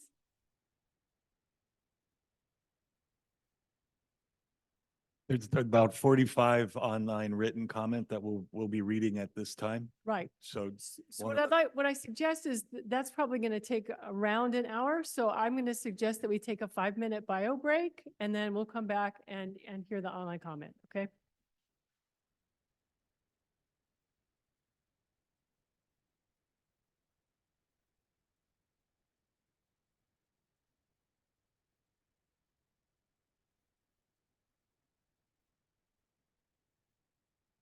So we are back from our break, and we are still on item 10.0, but now we'll move into the written public comment. And so for that, I will turn to Mary Gillen. You gonna be doing that tonight? Okay, yes, very good. Our first written comment is by Deborah Lishan, staff member. Dear board, teachers deserve a fair pay increase. ESTA is prepared to do what it takes to achieve this fair and reasonable goal. Consider the following. Administration management up 14 employees. In a time of high inflation, the district wants to cry poor, but look at the facts. Superintendents received a large raise, 15% plus. Total revenue is up over 350 million. Reserve funds are up over 90 million. Therefore, we are asking for the following. A raise that is greater than the current inflation rate of 3+%, a 3-year contract so we can have stability, negotiations to conclude quickly so we can get on with the real work of educating kids. Public comment from staff member Joseph Franchina. Teachers cannot afford to live in the communities in which they teach. How are they to be able to invest themselves in those communities where they cannot afford to live there? I am willing to work to rule, contract in support of our bargaining team. Next positive comment is Kazia Yeni Watley, staff member. I implore you to show your staff that they matter and approve a raise that shows you value them and their efforts. Additionally, show the Black staff and students that while their numbers are low, they are of equal importance and deserve space and prioritizing as well. Make an effort to retain Black staff to allow representation for them as other demographics are able to enjoy. Public comment from staff member Lee Spellberg. Teachers are living paycheck to paycheck, barely able to get by with the rising cost of living. It is so disheartening that the district is unwilling to give teachers a raise so that we can try to stay afloat while working in this expensive area. It is hard to feel secure in our positions when we are worrying about how bills will be paid. If this continues, teachers will need to find alternate sources of income that will take away from our ability to provide best learning environment for our students. Kaylin Knight, staff member. As inflation has caused my rent and bills to skyrocket in just the start of this year, how can I afford to continue to teach in this district if we are not given our raise? And many other young teachers are put in this position. Public comment from staff member Shauna Fordiamo. 3 months into this year, grocery costs have increased 5%. PG&E costs have increased 13%. Car insurance has increased 17%. In our schools, we have also seen a significant number of increases. Students with more needs, students addicted to their phones, students significantly below grade level. We are constantly being asked to teach more, teach differently, teach with less. When you offer a pay increase, but that offer fails to match the increase we see in our bills, then you are really offering a smaller pay cut. How can we give our best to our students when we can't meet the needs of our own families? How can we think creatively if we can't stop thinking about how to balance our rent, our groceries, and our gas? It is difficult to look at my former teacher grandparents and my former teacher parents and know that I, third generation teacher, have to work harder than they ever did, only to have less purchasing power than they ever had. Jennifer Black, staff member. I've been an English teacher at Oak Grove for over 20 years, and I hate bargaining season. Every 3 years, we enter a period of hostility not resolved until the district grudgingly agrees to a small raise. I truly wonder, why is this request so adversarial? Yes, the state system for funding education is horrible, and the current projected COLA is 0.76%. But we have all seen inflation of 3% for the past year, and we know that housing prices in this area are daunting on a young teacher's salary. We also know that the district is not going broke. In fact, we have consistently seen that ESTA's budget projections are more accurate than the district's gloomy ones. When the district will end the year with a reserve well over $90 million, there should be no question that a fair raise should be offered at the big bargaining table to demonstrate that the district values teachers and to prevent those valued teachers from migrating to less expensive parts of the state and country. Public comment from staff member Luz Torres. Transparency is key. It's disheartening to witness superintendents receiving substantial raises while teachers, the backbone of our education system, are offered less than 1%. Fairness and value should be prioritized when distributing raises within the district. With inflation prices at high stakes and 400 square apartment studios going for $2,600 for a single family is extremely costly. Some of us take home $5,215 monthly, while superintendents are taking home more than 10 Gs. How is that equal? How is that fair? Not only is this a disgrace, but we're living in poverty. I think that educators who sacrifice our hearts, spirit, and livelihoods each day deserve more than 1%. We deserve better. We do better. Mark Hartung, staff member. I've been teaching for 10 years and I'm recently single again. Something needs to be done to support teachers that are trying to survive this economy on only one income, whether they're just starting out or in my position. Rent, food, gas, and more are all out of control. Small to modest pay increases that do not outpace inflation are not increases at all. I gave up my one-bedroom apartment and moved into a studio so I could have to continue to work here and support my students.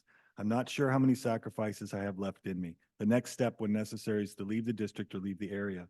Please support teachers with adequate pay that allows us to flourish, not just scrape by. Let me be clear, I do not want to leave, but if salaries are not strengthened, I soon will have no other choice. All teachers deserve salaries that show respect for the untold number of hours we work outside of the classroom and the amount of education we must have to qualify for this profession. Public comment from staff member Jeff Love. Teachers deserve a decent and fair wage increase. If you're trying to attract great teachers, then you need to pay a commensurate wage. Stop telling teachers what a good job they're doing and start showing them with actions. Next comment, Jonathan Hernandez, staff member. I went to this district as a student myself. I do not understand the reality of that if I graduated, went to college, and returned to give back to my community, I'm still facing the same disadvantages as an educational professional compared to my peers in other districts at a lower salary scale. Other districts are meeting inflation and negotiating higher percent increases because of the professional needs and cost of living. Shouldn't we be valued for the same education we've invested to educate our population in this district to better the lives of our demographics? If the signal of not proving us with a higher salary increase, we are basically sending the message to our students that if we want to compete with other districts, we must leave our communities and be displaced. That's not the message we should be sending. We should put value in our communities to improve them and demonstrate that we can return with dedication and integrity.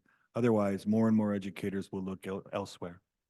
Public comment from staff member Jessica Ignacio.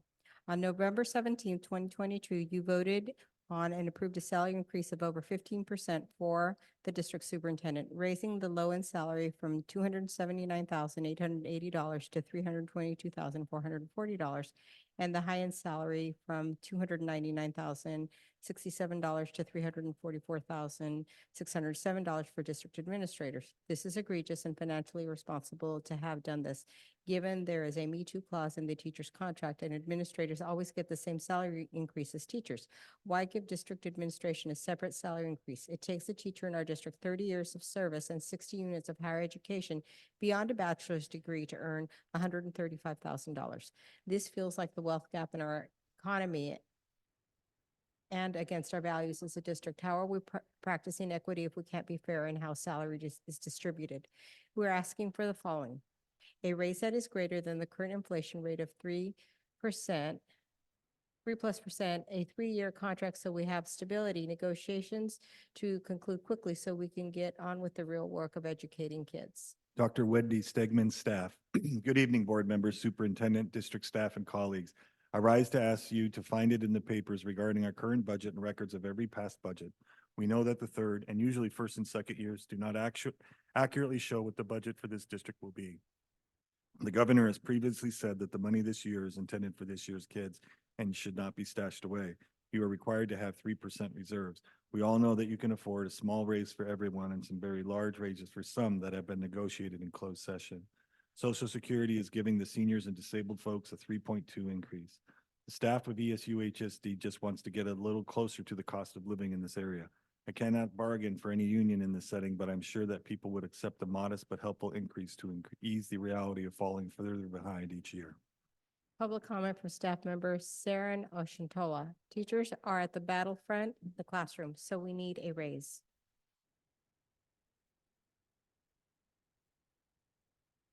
Darren Margie, staff. Though I am new to the district, I am not new to education. I'm happy to be part of my school site and work with a great group of people. While I recently moved to the area, I live alone. The cost of living here is the second most expensive in the country. I have devoted my life and career to this field. Teachers want respect. Respect and appreciation of teachers is an important factor in teacher retention. A pay increase shows respect and appreciation. Pizza parties and saying thank you while appreciated is not enough to retain teachers. When we see districts in the area pay more than what we currently make, it shows that we are not valued and respected. Teachers and staff in general will not want to stay in a place where we are not respected and valued. If you want to retain teachers and show them respect and gratitude that is deserved, pay us what we have earned. Public comment from staff member Jason Dries. The cost of literally everything has gone up. Why aren't our salaries as well? Eric Torres, staff. The cost of living in Silicon Valley is getting more expensive every year. With the rise of everything like groceries, gasoline, plus bills and house payments, it's harder to justify living here in the Bay Area, which I have called home my whole life and I love so much. Not only that, I'm a new father and now I need to be able to support my child as well as continue to support my wife. It also does not help that each site got a brand new administrative position added when finding funding for us is becoming more difficult and enrollment has started to decline over the years. They are definitely appreciated, but the new administrators will not help support my family. Adding a 15% salary increase to district administrator when they automatically get a raise when we receive a raise is frankly bit hard to hear. The cost of living and lack of competitive wages can only have a teacher's love for teaching go so far. Thank you. Daniel Tran, staff member. I was curious as to why the superintendents are getting bigger raises when teachers are barely fighting for a 1 to 2% raise. I would understand if we are in an economic downturn and we all didn't get a big raise, but the superintendents are getting big raises for what reason? Carlos Torres Garcia, staff. I'm asking for a fair wage for teachers. 1% increase is not enough to compensate the increasing rate of inflation. Other school districts are giving more than 5% increase in pay, while our school district wants to only give us 1%. Offering low increases in pay will make it difficult for the district to retain its teachers and attract the best available teachers. Flora Mendoza, community member. Urge board members to consider the positive impact higher pay can have on teacher retention, morale, and ultimately the quality of education provided to students. Nate Anderson, staff. Why wouldn't our teachers get a raise? Smarter people than I will share all of the numbers at this meeting. It's common knowledge that it's way more expensive just this year to just buy groceries and gas, let alone a place to rent and live. To be blunt, I'm not surprised by our lack of vision by leadership, though. How can equity and inclusion be essential principles of our school system when a raise is approved for leadership positions, but all the people that to come welcome students as they are? I can't even afford to be a teacher like many of my coworkers, but unlike whatever genius approved a massive raise for our leadership, not us, I will always see the vision in investing in our community. I'm dizzy from reading the dozens of bullet points explain why we should get a raise. What if you guys pushed us too far this time? I thought we were all on the same team and fighting for what's right by the kids. Jani Zhang, community member. My name is Jani Zhang. I'm a software engineer in Santa Clara whose friend is a teacher in your district. I'm writing today to urge you and your fellow board members to support competitive compensation that allows educators in the district to thrive. Every year, my friend sets up Amazon wish lists to purchase basic supplies for their classroom, not just markers and notebooks, but even snacks and food. A number of her students come into class hungry. My friend supports them in all ways to set them up for success. I know many other teachers do the same. I know this approach is not sustainable. Teachers need more than a living wage. They need a thriving wage. A functional teaching system should not encourage their teachers to be martyrs. The presence of tech companies like my own in South Bay only increase the cost of living. I stand with the ESTA bargaining team and 100% support the aims for salary increase in the negotiations currently underway. Sincerely, Jenny Zhang. Yes, sorry. Nadra Zouch, staff member. The students and staff need better security, yet you waste funding on unnecessary auditors to tell you the same result of the site's report. Fund school safety and better wages now. If not, this is how you lose the community confidence. Brandon Chan, staff member. How is it that a 24% raise was approved by the board for superintendents and assistant superintendents only and not for teachers or other faculty? Teacher bargaining for barely a 2 to 3% raise while those around them are receiving a much more significant amount is demoralizing for us. How can you expect your staff to be more motivated each year when they know they are only losing incentives? Jeremy Na, staff member. It's horrible that the board approved these absurd C-level raises while our sites have to share nurses and librarians. Rachel De La Junta, staff member. My name is Rachel De La Junta. I'm a math teacher at Yerba Buena High School, and I am also a Yerba Buena ESTA site president. I write today to urge the board and district administration to support a one-year competitive salary increase that allows all educators in Eastside to thrive. In order to attract and retain quality educators, we must use what we know is available in the general fund to support educators and their families. The inflation we face today makes it particularly incumbent upon district officials such as yourselves to do all that they can to continue to invest in educators and has been demonstrated in the past. It is my understanding that our district has more revenue than in previous year when reasonable salary increases were agreed upon, and that the amount currently in reserve is well above the amount lawfully required. I stand with the ESTA bargaining team and 100% support their aims for salary increase in negotiations currently underway. In community, Rachel De La Junta. William Brown, staff member. ESUHD is supposedly about equity. Sounds great. But in reality, ESUHSD is holding on to an extra $79 million and giving themselves 24% raises while telling the teachers that to do the daily work in the classroom, break up fights, dry tears, and occasionally risk physical violence, that they do not deserve a meaningful raise. As an English teacher, I thought I understood what the word equity meant, but based on the district's action, it clearly means give the people at the top far more than they need and give the lifeblood to the organization far less than they deserve. Does that sound right to you? If it doesn't, then perhaps you should do something to address it. Our district has fantastic teachers that currently work beyond their contracts because we care about the kids. Stop abusing our kindness and dedication. Give us fair raises. Embody equity in more ways than on the website. Treat the people who do the hard work in the district as well as the people at the top. Jared Thompson, staff member. I'm writing to advocate passionately for substantial salary increases for our dedicated teachers. In today's challenging economy, it is crucial to acknowledge their invaluable contributions. Despite their dedication, many struggle due to stagnant wages and rising living costs. Fair compensation is essential for teacher retention, job satisfaction, and student success. Investing in our teachers shows our commitment to shaping a brighter future. I urge the board to prioritize fair compensation to support our teachers. Thank you. Adele Segun, staff member. The biggest impact on the lives of students has always been the quality of their classroom teachers. Administrators are important, but they have never been the key to the educational experience that a student can have. Good teachers have always compensated for inequities and other flaws that inevitably happen in all systems. In order to retain and attract the most qualified teachers in our district, we must compensate them well and at the rate that allows them to make a good wage in this very expensive valley of ours. There are many cities, districts, and other public organizations in the state that have overcompensated their administrators through the years.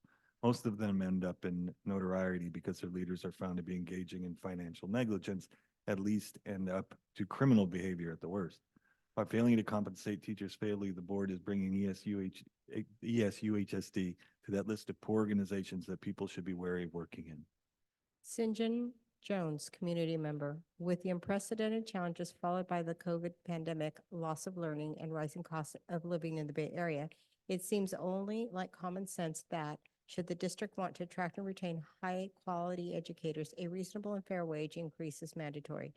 Teacher attrition is at an all-time high, and the future of students of this district is on the line. I humbly raise my voice in support of the investment of this district into its teachers.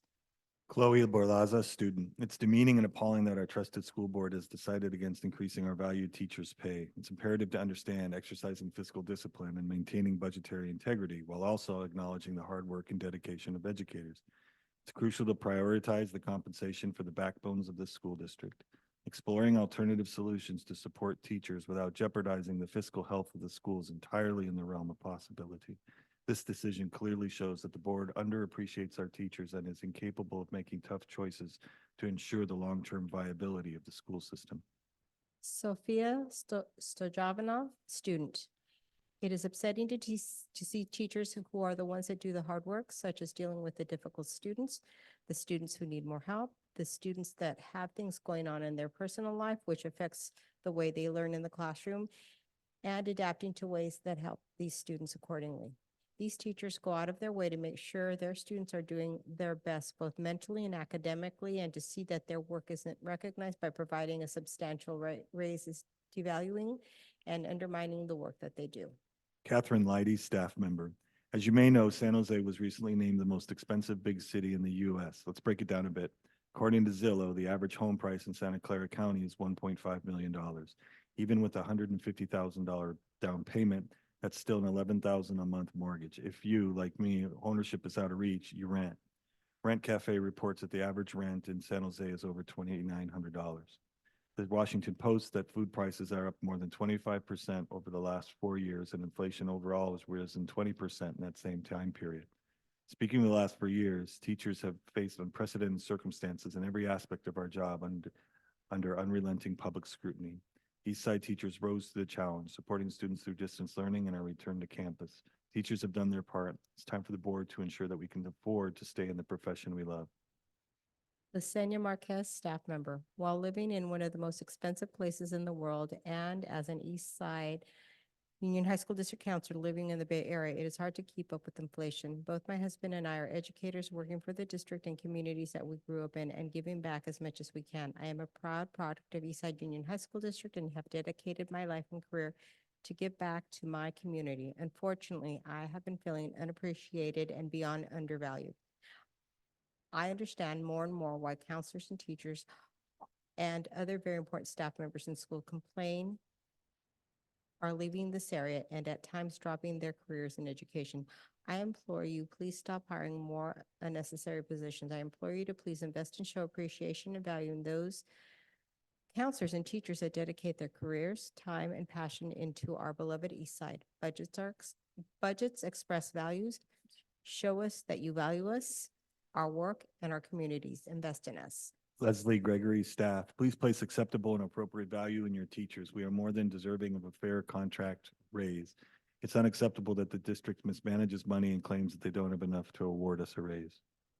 Amy Betrell, staff member. It seems unconscionable to me that the board would authorize such outrageous raises for the superintendent and offer such a paltry amount for those of us teachers that make it all possible. So much for equity, I guess. How did you justify adding administration at sites when enrollment has been down and continues to decline? How are we teachers supposed to interpret these choices made at our expense? George Flores, staff. Good evening, board. I've been lucky enough to be employed by Eastside for the past 8 years and have worked with dedicated and talented people throughout the district. There's no other district I would rather work for. I'm a Santa Teresa graduate and now serve the community that raised me. I'm asking for a raise that will help keep us competitive in our area and allow us to keep our newest teachers from being priced out and leaving us too soon. I add my voice in asking for the board's support in this matter. Thank you. Benjamin Ellison, staff member. Teachers at ESUHSD are getting buried by the increasing financial pressures associated with living in the Bay Area. Rampant inflation has drastically increased our daily expenses for essential goods and services. Grocery costs have skyrocketed nearly 25% since 2020 for Yahoo Finance, and home rent prices have gone up nearly 20% per the San Francisco Chronicle. If teachers do not get a salary increase comparable to the increase in living costs, many will be forced out of the area, and we will see a massive shortage of quality educators. The students and community deserve better. Everyone has been affected by the added expenses in our daily lives, whether you are a teacher, a board member, or a superintendent. So everyone should understand how critical it is to adequately compensate the people who make the ESUHSD function, the teachers. I trust you will do the right thing to ensure the wages of the teachers keep pace with the cost of living in this area. Thank you. John Bischofberger, staff. Salary negotiations. Robin Edwards, staff member. ESUHSD has cried we do not have enough money for a variety of projects, including raises for the teachers. If we look at how some money came into the district was appropriated, there are questionable choices made. Example, last year's California State Arts, PE, and Instructional Supplies Grant, upon recommendation, the ESUHSD board voted to allow funding 71% of those funds moved to operational costs, including retirement and benefits. Meanwhile, the following district departments received: performing arts 6%, visual arts 5%, physical education 1.7%, science 3%, English, social studies, world languages, math, electives, instructional materials, and professional development combined 3%. With the recent approval of a 24% increase in pay for 4 district personnel and the creation of 11 new administrative positions this year, while still crying, quote, "We don't have enough money to," end quote, gives the impression that the ESUHSD board does not value meeting and putting the needs of the teachers and students first. Aaron Cruz, staff. How are you going to stiff educators on a necessary salary increase? This inflation hasn't gotten easier on us, and your newer teachers are trying to survive on what's feasible for them to continue to work in this district. A public comment was submitted by Anna Marie McLeod, community member, but there is no comment written. Mark Hennessy, staff. I appealed to you at the March 2019 board meeting to hire more counselors to meet a ratio of 250 students to counselor. This ratio allows the counseling team to fully implement the ASCA model of providing college, career, academic, and social emotional counseling services to students on the intensity of their need. At Independence, we've lowered our ratio from 751 to 335 to 1. At this number, we are able to provide 400 in-class lessons on college-going pathways, goal setting, dealing with anxiety, and a myriad of other topics. Meet one-to-one with our highest need students multiple times. Support the admission of 150 or more seniors to San Jose State University through the Spartan Eastside Promise. Hold evening events to engage parents and students with FAFSA completion, college information, and career pathways. Dozens of other initiatives.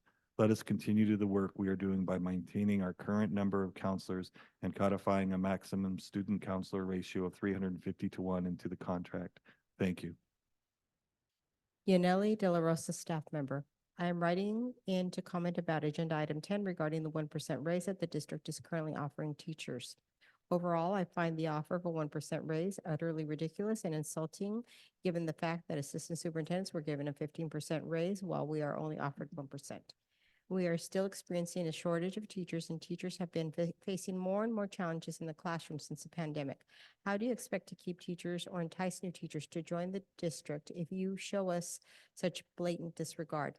How is it that our superintendents make even more than the governor of California when teachers are struggling to make ends meet? We live in one of the most expensive areas in the entire country. The rate of inflation is currently at about 3.8%. Logic dictates that you should at least offer us a raise that keeps us up with inflation. I'm willing to strike and take further action to have these demands met. Maria De La Rosa, staff. Seeing on the news that the average salary needed to live comfortably in San Jose was $136,739 means that even as a teacher in my year 16 of my career, I don't meet this minimum. I understand that there are a lot of people that don't meet this number in San Jose, but as a district, we should try to provide the incentive and support to our teaching staff. Time put into being a teacher goes way beyond the scheduled contract hours. It's frustrating and disappointing to see that superintendents have a salary increase of 24% over the last 3 years, and teachers have only gained a 12% increase at the same amount of time. It also is the teachers that make education work. Without us, the school would not function. It's also frustrating to see coworkers that are trying to be poached by former coworkers that left Eastside in favor of other districts whose salary scales are higher. If we want to keep the teachers we have and recruit new ones, then we need to be competitive and meet the demands of the Bay Area. Gregory Ebert, staff member. Since I began working at Evergreen Valley High School 6 years ago, I've taught over 1,000 amazing young people. Every year in economics, we learn about inflation. Each year, I tell them if their nominal numeric wage doesn't keep up with inflation, their real wage, adjusted for inflation, falls. In those same 6 years, I have watched as the cost of living skyrockets, as inflation rates peaked at above 8% in 2022. Over the past 3 years of our contract, inflation totaled 20%, meaning ESUHSD teachers make less in real terms than they did in 2020. I always tell my students to use their knowledge of inflation to advocate for themselves and their lives. So that's what I'm doing, walking the walk. We need to be paid fairly. We do not deserve to see our pay continue to be cut. Yusuf Alam, staff. Enrollment is down, but our workloads remain high. Rent, mortgage rates, groceries, and daycare costs keep going up. I'm grateful to be able to live with my wife and small children in the same Oak Grove community that I teach in. And it's only been possible through frugal life choices and the investment ESUHSD has made in its teachers. Please keep this district competitive and retaining good workers by continuing to invest in the people that work with the kids day in and day out. Sarah Connor Brown, community member. Dear members of the Board of Trustees, the question before you is, how do you justify a 24% raise for yourselves as trustees while denying the request for a raise from those who are doing the work on the ground? You can't. Teachers have the brunt of responsibilities for educating those who will be our future voters and decision makers. Teachers are faced with potentially life and death risks of violence and overdose scenarios. Teachers continue to do all this and more, and they do it at a fraction of their value. Meanwhile, you are charged with responsibility managing the resources required for their success. You felt you had the funds to ensure your own success. Where is that same ROI equation for teachers? You have surplus available. Use it as the investment is intended to be. Investing in teachers will help reduce turnover and the expense that causes. It's a financially sound decision and your obligation as trustees to approve the requested raise.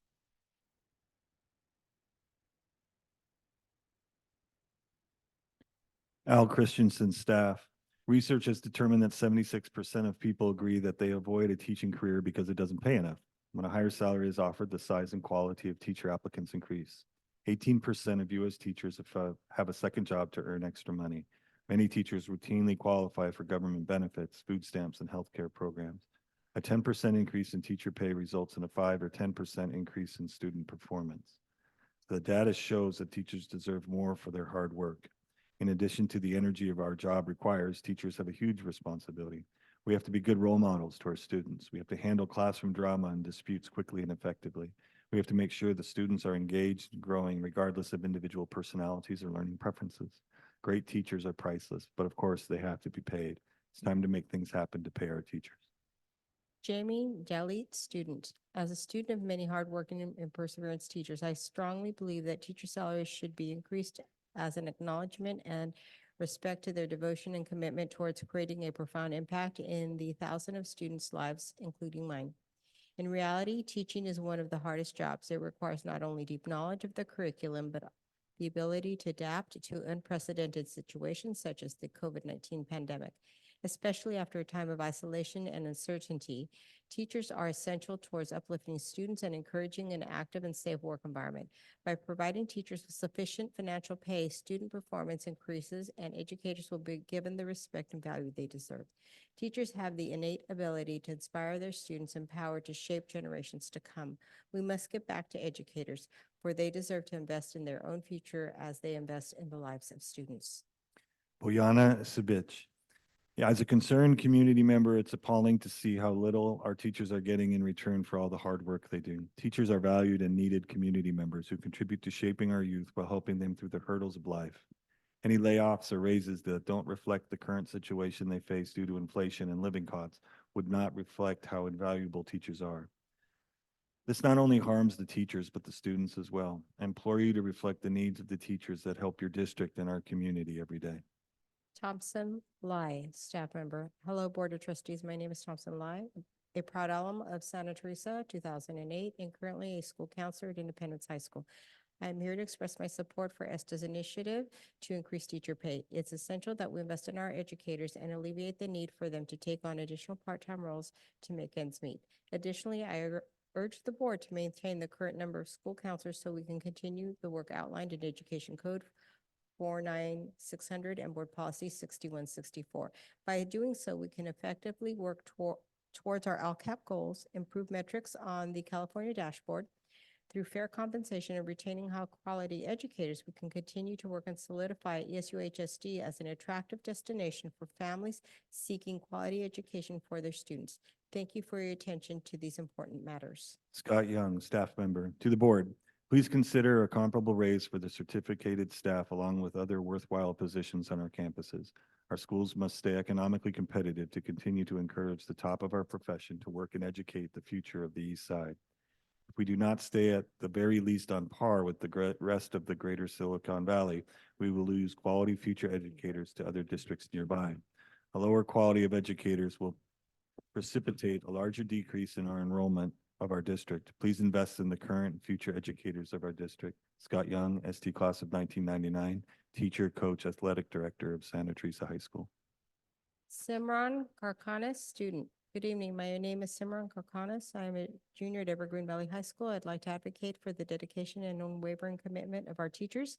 They are the cornerstone of our educational community. They are consistently investing their time, energy, and expertise in shaping the futures of our students, and their dedication and passion for teaching deserves recognition beyond words.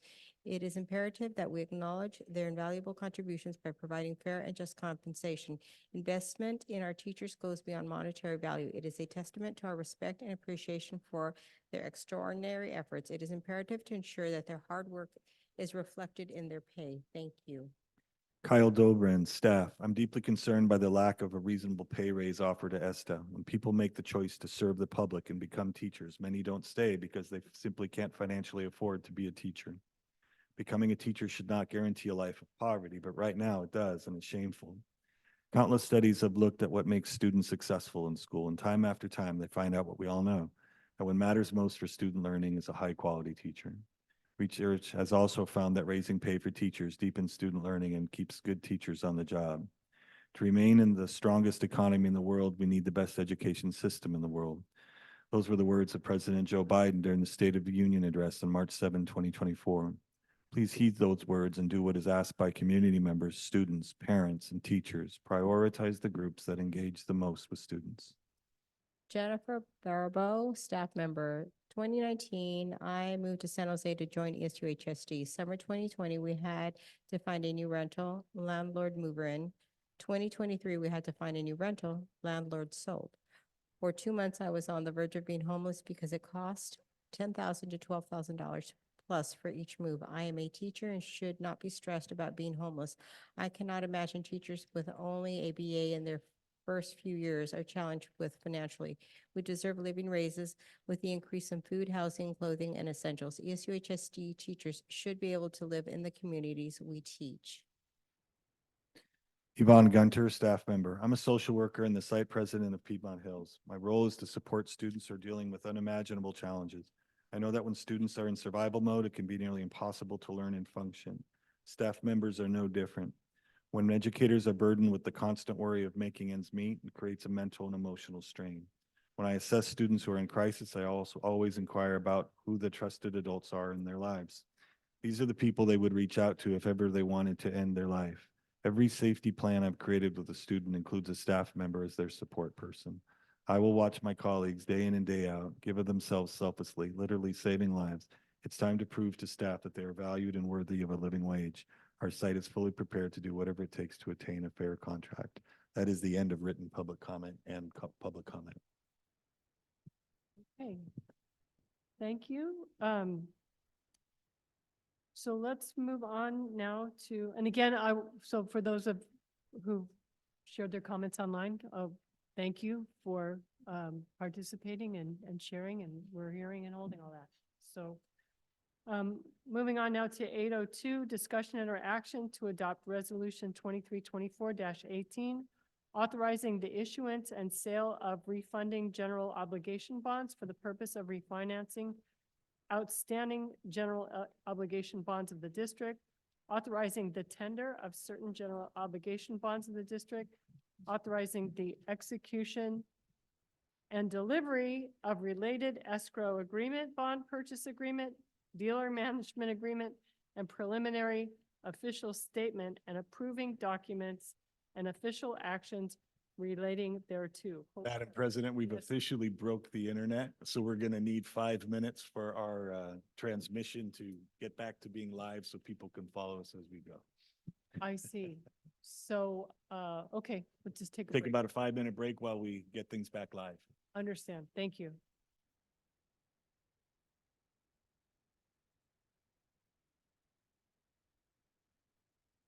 Madam President, we're ready to continue.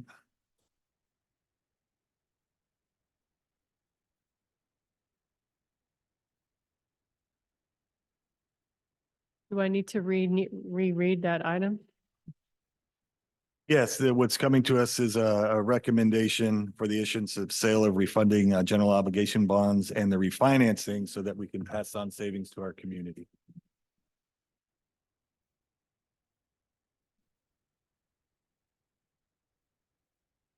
And we have Dale Scott with us tonight and Chick Adams as well to lead us through the presentation.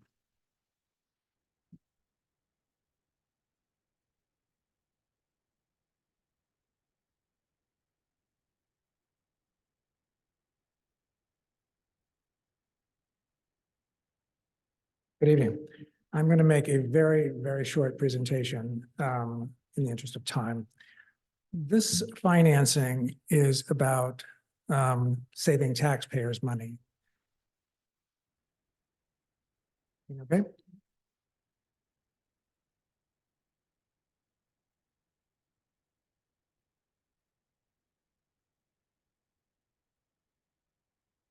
Go ahead and proceed, and we'll see if we can find locate the cause of the echo. Step back. Maybe the room is.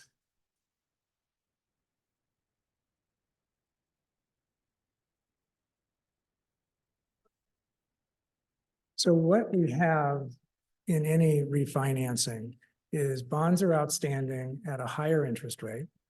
The investors are benefiting from that, people that purchase those. And now we want to refinance them and take that higher interest rate cash and send it back to the taxpayers. That's the whole essence, just like when you refinance your house. Could you align more with the microphone? I can hear you, but I can hear you even better if you. Better here? Yes. Okay.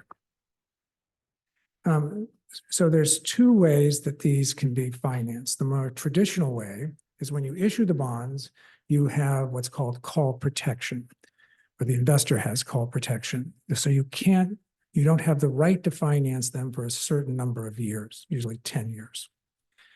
When that time comes up, then you have what's called a current refinancing. And the investor has no choice. You decide whether you want to refinance them or not. If the numbers work, then you're able to issue new bonds. You're not extending them. You're not increasing them. You're simply bringing it then the market at a lower interest rate. And that savings is then passed on to the taxpayers. So if we can go to this slide, this is perfect. In this case, these financings are all available now to be refinanced at lower interest rates. The costs are already incorporated into the financing. So if the financing is successful, the savings to the taxpayers is roughly $11 million. $11 million. Now, there's also a number of bonds that are outstanding that have higher interest rates, but they're outside that call protection. You haven't gotten there yet. But now we have learned that we can do refinancings for a portion of those as well, and that's called a tendered refinancing. In that case, working with an underwriter will identify those financings where there may be maturities and bonds that people want to sell back to you. You can't make them, but you can ask them. And that's what the tender is. You're tendering the bonds for refinancing. We've done this in 3 or 4 different districts so far. You put out the tender. You're not going to get them all. You might not get any of them, frankly, but we've been getting somewhere between 30 and 35% of them back. Now, the question is, why would anybody want to sell them back to you if they have bonds that are higher than the market? The answer is, who knows? They must be, they're institutions. They may need to sell them back. They may want to sell them back. They may not like them. They may not, something else they want to do. We don't ask that question. We only ask, do you want to sell these bonds back at this price? In this page, you see we're estimating that of the bonds that are in that category, we're estimating that we would receive about 30% of them back. And if that were the case, the savings would be $16.5 million, $16.4 million. Again, that goes to the taxpayer, not to the district, in the form of a lower tax rate. Now, in the financings that we have done like this, the actual number that was come up has been more like 35 to 45%. But it could also be lower. If we get through the financing, go through the tender process, find out nobody wants to sell them, or there's just not enough people that want to sell them, it's like 5 or 10%, then we stop the process. There's no cost to the district, and we don't go forward. What is the cost? I know you bake the cost into the procedures, but what is the cost each time that we go to this process of refinancing? It depends on the size of the refinancing. The fixed costs, and I think it's shown on the next page, I think. Yeah, I'm sorry, you can stay there. That's what. So the fixed costs are incorporated in that 930,000. The fixed costs are a couple $100,000. The underwriting costs are going to go up and down depending on the size because they're a percentage. Sure. The variable cost it can change. Right. What I'm trying to have a better understanding of for my thinking process, for my analytical process is this: what is the break-even point in the change in the interest rate, so that by waiting, an X amount of time, there, if you expect it or you perceive that potential changes, I just want to know when is the break-even point. Well, there's a lot of variables going on there. The longer you wait, the fewer bonds there are than to refinance. So your savings actually goes down. If everything stays the same, rates don't change, Right. then you're actually losing money. Sure. If the rate does not change, obviously you have a Right. diminishing margin of benefit, but if there is a rate change, and if you expect a rate change, what is the break-even point of that rate in order for you to justify for the waiting period, so to speak, right? If you expect a year from now, the rate reduced by, say, 10, 15, 25, I'm picking a random number so that you can help me understand the analysis of the break-even, whether we should, do it now versus wait it out, or do it now and do it again in X amount of time if there is a significant change in the rate. Right. I don't have an exact number to give you. I'm going to tell you it's not much. It's probably on the order of 25 to 50 basis points. However, remember I said that you're only going to get about 30% back, 25 to 30%. You can go back again in a year or 2 years and try it again for the remaining 70%. And then there will come a point in time, depending on which bond you're talking about, where you have the right to then call them, and nobody can not give them back at that point. So you're really just taking a little bit of that off the table and saying, okay, we're going to lock these savings in at today's rates. If rates go up, then we'll say, weren't we smart? If rates go down, then you do it again.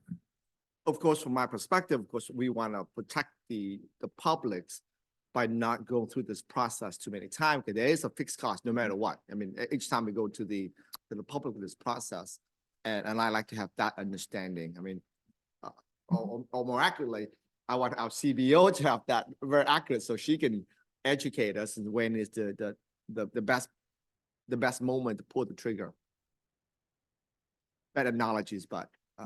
Yeah, no, I understand. I think it has to be sizable savings and not just on a percentage basis. Now, in this example that we're showing here, you're talking about $27 million of savings, reducing, in this case, 7.8% as a percentage.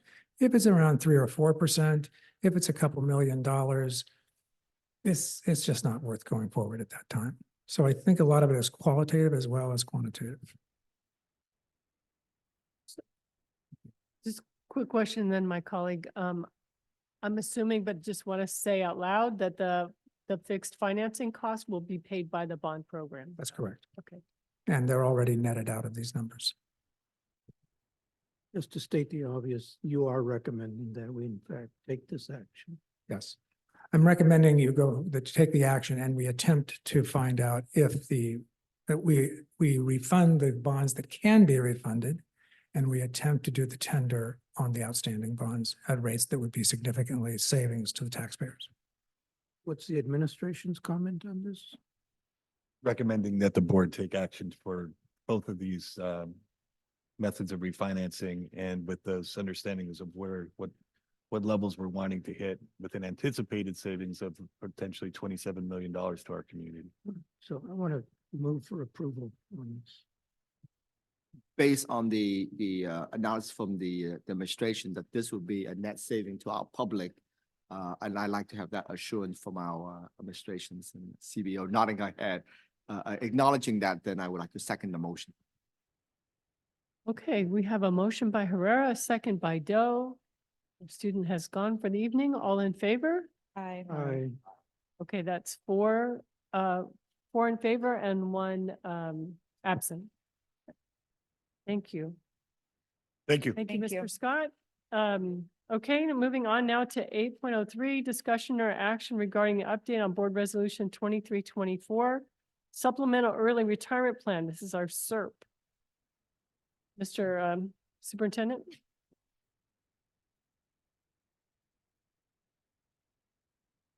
Which item are we on? 8.03.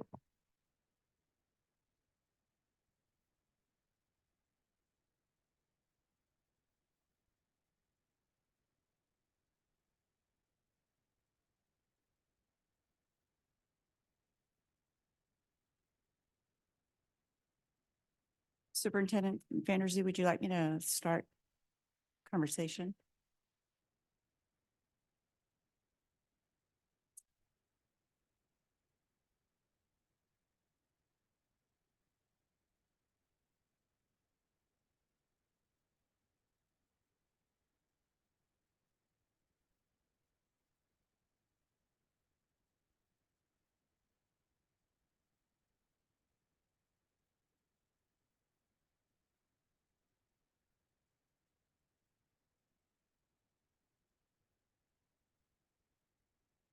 You want me to go ahead? You or me, yeah.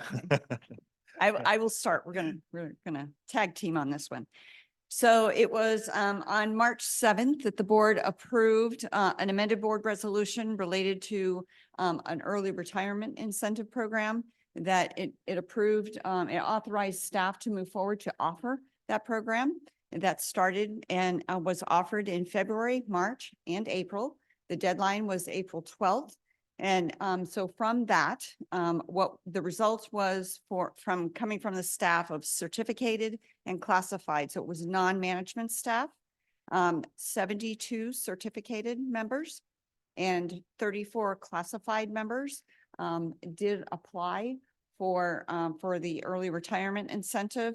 And this is our district. So the resolution that initially was approved was to replace all positions. And if that comes forward, it's approved, then the cost savings of the SERP would be estimated at 1.4 million with both certificated and classified. We do know that we're in a budget imbalance. And so as we are right sizing and looking at our declining enrollment, there's a potential there for an additional savings as well. Superintendent? Okay. Okay, a motion? Second. Okay, I have a motion by Doe, second by Herrera. All in favor? Aye. So that's 4 ayes and 1 absent. Thank you. 8.04, discussion or action to receive letter dated April 12th, 2024 from the Santa Clara County Office of Education. Mr. Superintendent? Yeah, on April 12, we received a letter from the County Office of Education relating to the district's qualified certification and their affirmation of the qualified certification for the 23-24 second interim report. And part of that letter is going to talks about a required fiscal stabilization plan and board resolution, and we'll adjust that for the future. But this letter is very has many parts, has some assumptions in mind. In some cases, does not recognize the reality that within Santa Clara County, while our students are funded at $12,000 per student, the district 30 minutes away is funded at twice that at $24,000, and asking for looking at that reality in terms of how we continue to move forward.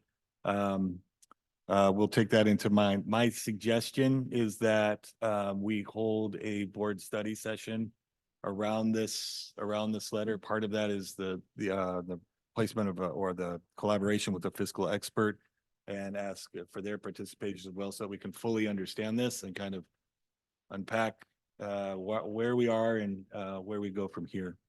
So this is fairly for informational. We're bringing for you to just receive the letter from. Madam President. For those who may not have occasion to read the letter, could you characterize the essence of what it is saying? In essence, what it says is that the district has been able to meet its financial obligations, and it's spending through the use of one-time funds historically, a pattern that this district. That historically, we have depended on one-time funds to be able to have the program and the quality of program that we have across our district. And they're noticing that that use of one-time funds for that, and it's been a very conscious choice on the part of the district to do that. But looking forward now and looking at the state's $63 billion deficit, where COLA is for next year, that they are saying that they're asking that we demonstrate a plan for how we will continue to move forward, so that we are able to stay financially viable, as well as to increase program and opportunity for staff and students when possible. It does talk about our obligations in charter school management. It mentions other functions, such as the placement of a fiscal expert to collaborate with us towards solution.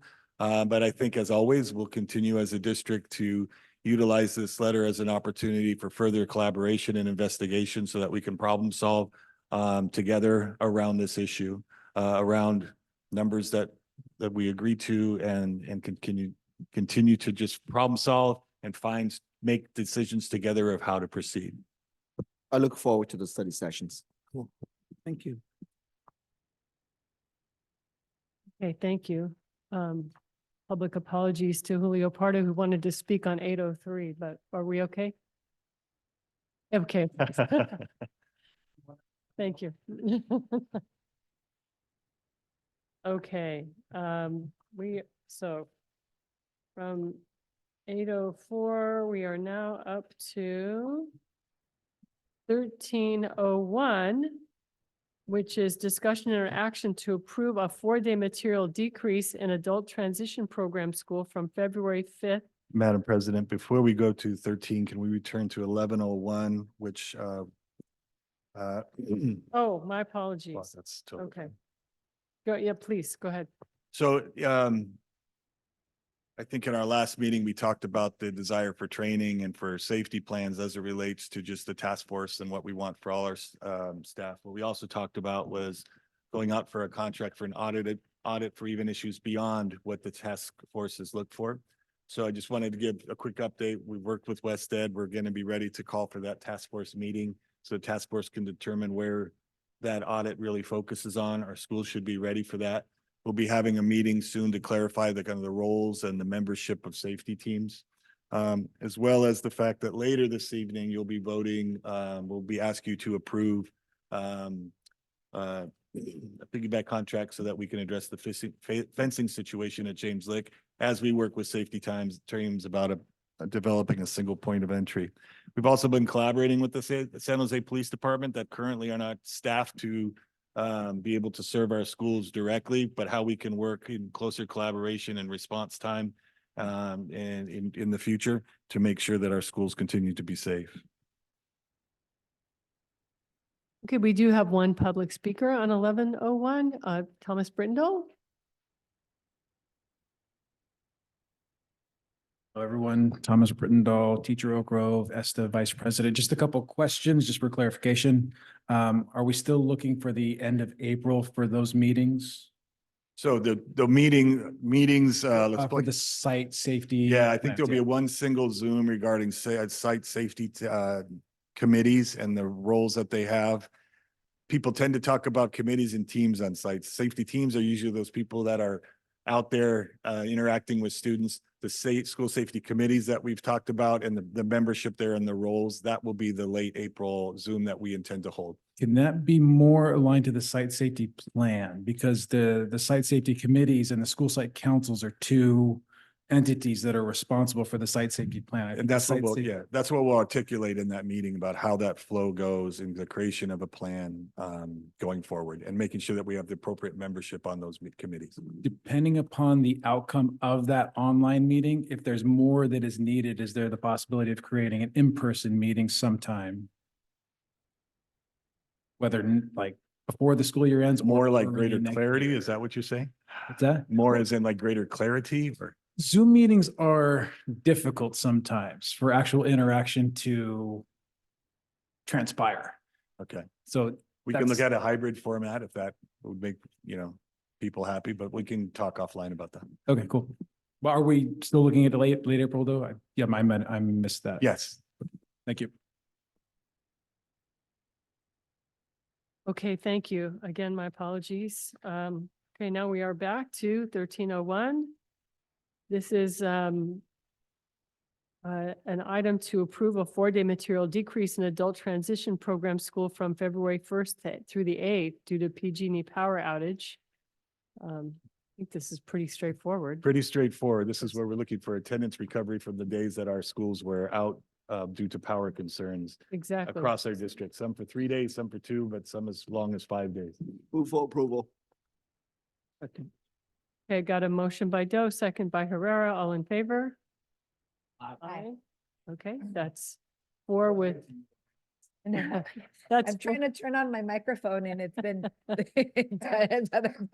All good. You'll get another chance. Yeah, Okay, I'll so get that is 4 ayes and 1 board member Van Lace is absent.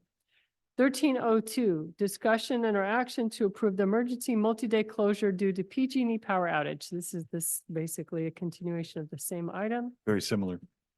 I need a motion for approval. Motion by Chavez, second by Doe. All in favor? Aye. Okay, that's 4 in support and 1 absent. 1303, discussion or action to approve the contracts for professional services over 25,000. Need a motion? Second. Motion by Doe, second by Chavez. All in favor? Aye. Aye. Okay, that's 4 in favor and 1 absent. 1304, discussion or action to approve the awards of bids and requests for proposals for general purchasing. Another standard item. For approval. Okay, moved by Chavez, second by Doe. All in favor? Aye. Aye, okay, that's 4 in favor and 1 absent. 1305, discussion and or action to approve charter school facilities use agreement with Luis Valdez Leadership Academy. Second. Okay, I've got a motion by Doe, second by Herrera. All in favor? Aye. Aye. Okay, that's 4 in favor and 1 absent. Okay, nothing under 14. 15, we have discussion or action to approve piggyback bid awards and request for proposals for bond capital projects. And just to be clear, this is where the James Lick fencing project is financed through this item. Okay. Great. I have a motion by Herrera, second by Doe. All in favor? Aye. Okay, that's 4 and 1 absent. 1502, discussion and or action to approve, bond capital project contracts over 50,000. Standard item, just looking for a motion. For approval. Motion by Chavez, second by Doe, all in favor? Aye. Okay, that's 4 in favor and 1 absent. Now we're up to the consent calendar, and I had a request to pull item 1701, so just. Move for approval of consent calendar with the exception of item 1701. Okay, motion by Herrera, second by Doe, for the consent calendar minus 1701, all in favor? Aye. Okay, that's 4 in favor and 1 absent. And so now we'll hear 1701, which is an item to ratify approved school field trips. And our speaker is our CSE President Julio Pardo.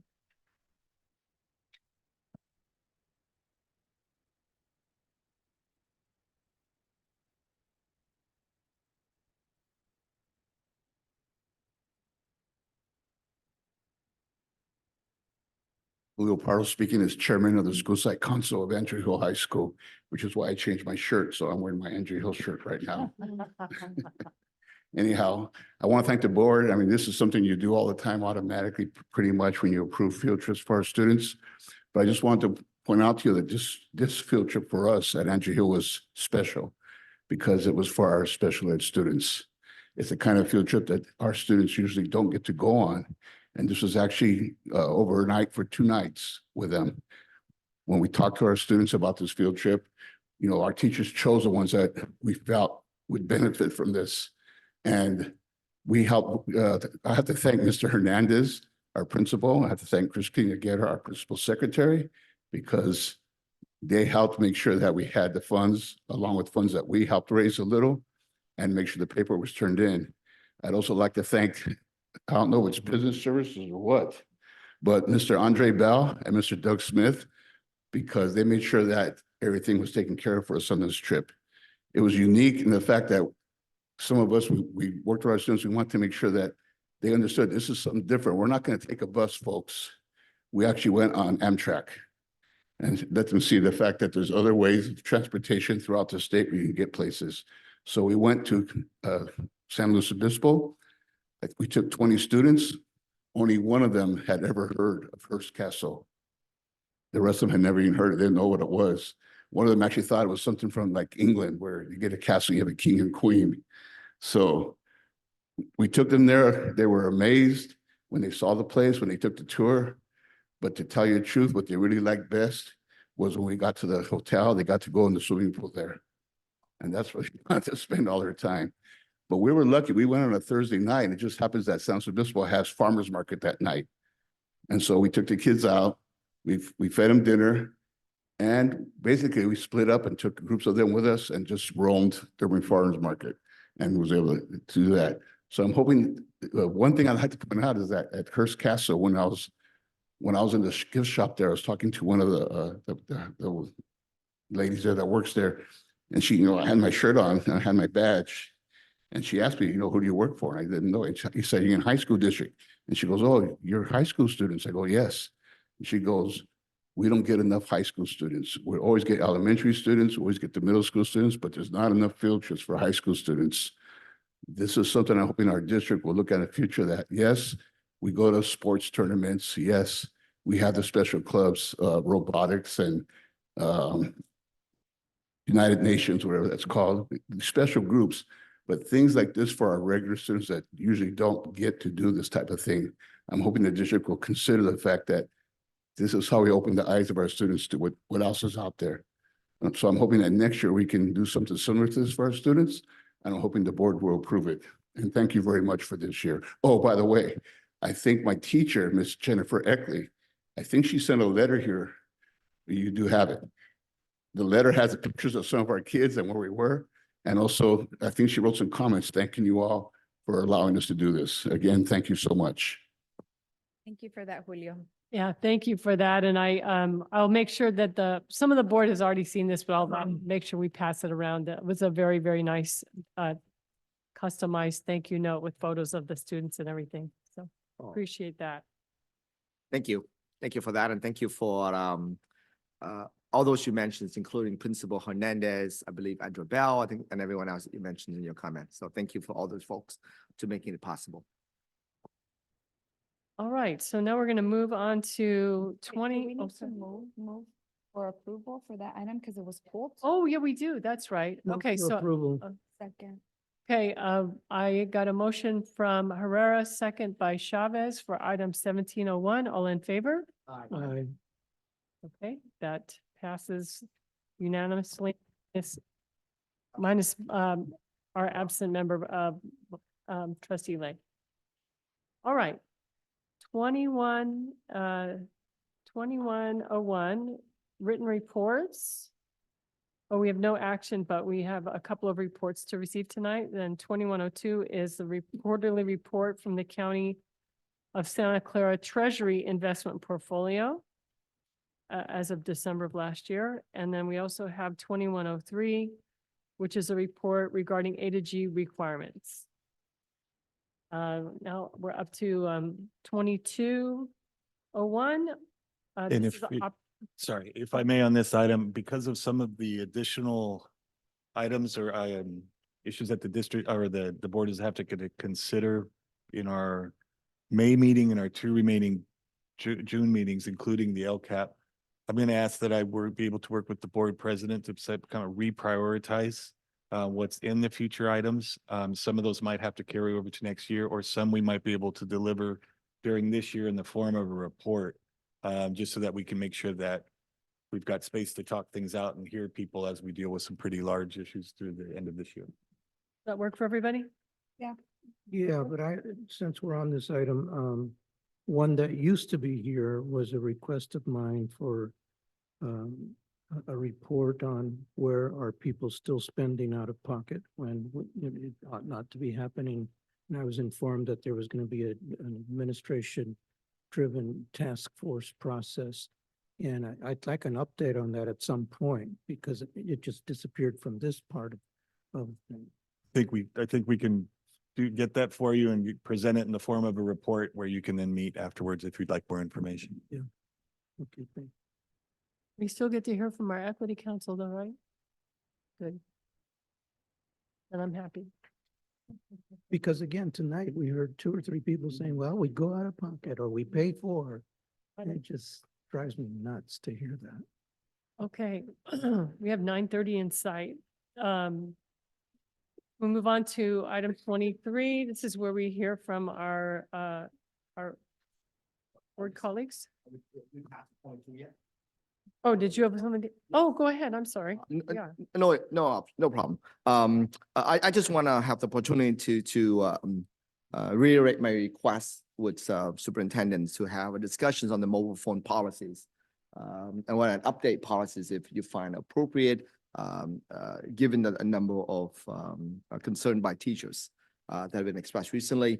Second item is that's where we have seen the impact of AI, including deepfakes and how they impact in all the school. We perhaps want to revisit our board policies and how AI may have an impact on our students. And a third item, which we heard from one of the parents earlier about the grading period, timely grading time period. If you can look into it, just give us a report on how that will have. I don't have a full understanding of the timing, and if you can educate us, a board member, and then we can determine whether a further analysis is required.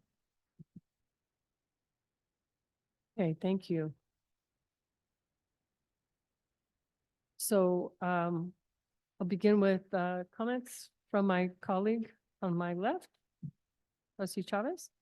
Yeah, I just want to reiterate my gratitude for everybody that came out tonight and some of you all that are still hanging in with us. Thank you.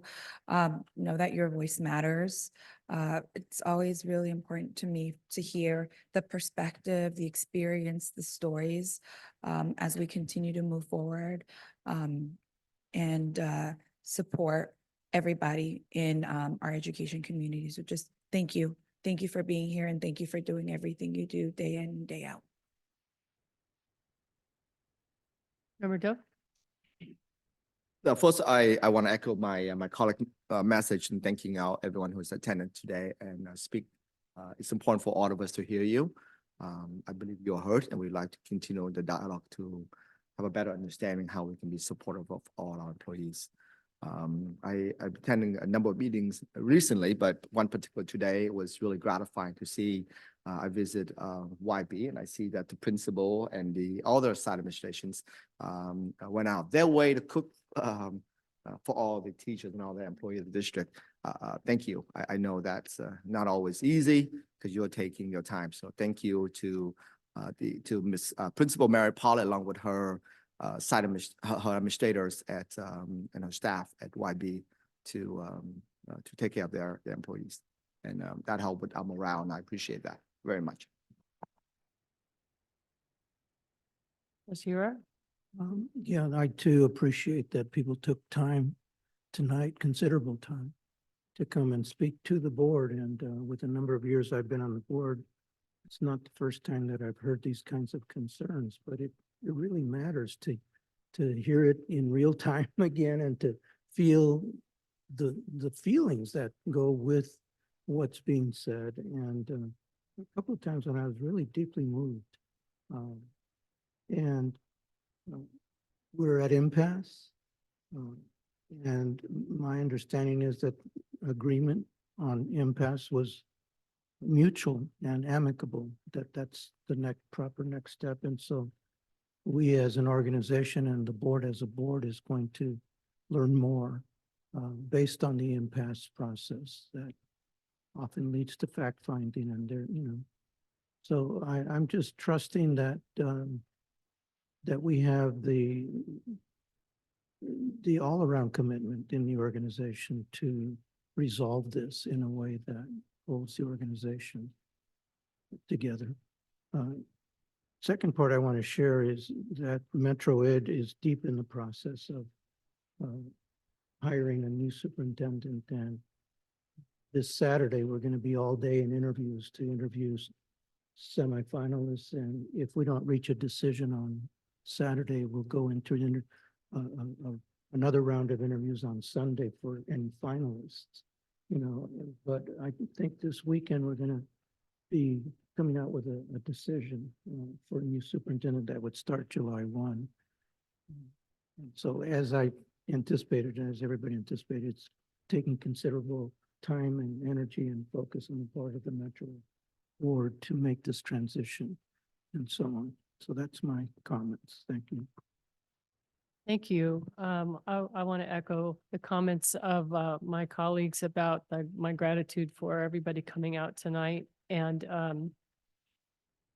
it's, it's part of our democracy, right? Where people can come to a public meeting like this and just share their point of view, their perspective, how things are occurring for them, and their concerns. And it's important for us to hear that, and we do hear it.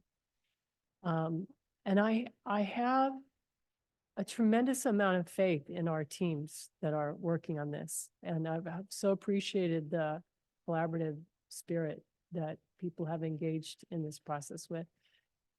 I also understand it's been difficult, and I have a lot of confidence that we'll get through it. So thank you for everybody participating and Superintendent?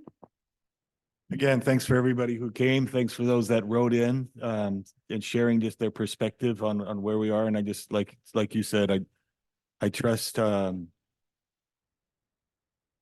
trust our certificated staff and our classified staff and our admin teams and district staff and the board, all the parts of our system to listen, find out what's right about that, and find out how we can make adjustments to meet a need in the moment. So we continue to do that. Okay, thank you. We're moving on now to item 24, legal counsel. Good evening. Closed session item 2.05. The board unanimously approved resolution number 2023/2024-17, authorizing the release of 2 certificated temporary employees pursuant to Education Code 44954, and directing that the superintendent and administration serve the employees with written notice no later than May 31st, 2024. That vote was unanimous. Closed session item 2.04, the board unanimously approved the appointment of Kyle Kleckner as Director of Instruction Educational Services. Again, that was unanimous. Also, item 2.04, the board unanimously approved the appointment of Jenner Bettis as Coordinator of Adult Education. Closed session item 2.06, the board unanimously ratified the district's joint declaration with ESTA of impasse in collective bargaining negotiations. There are no further actions to report. Thank you. All right, now we're up to item 25, which is adjournment, and just want to let people know that our next meeting will be May 2nd. And with that, this meeting is adjourned at 9:35 p.m.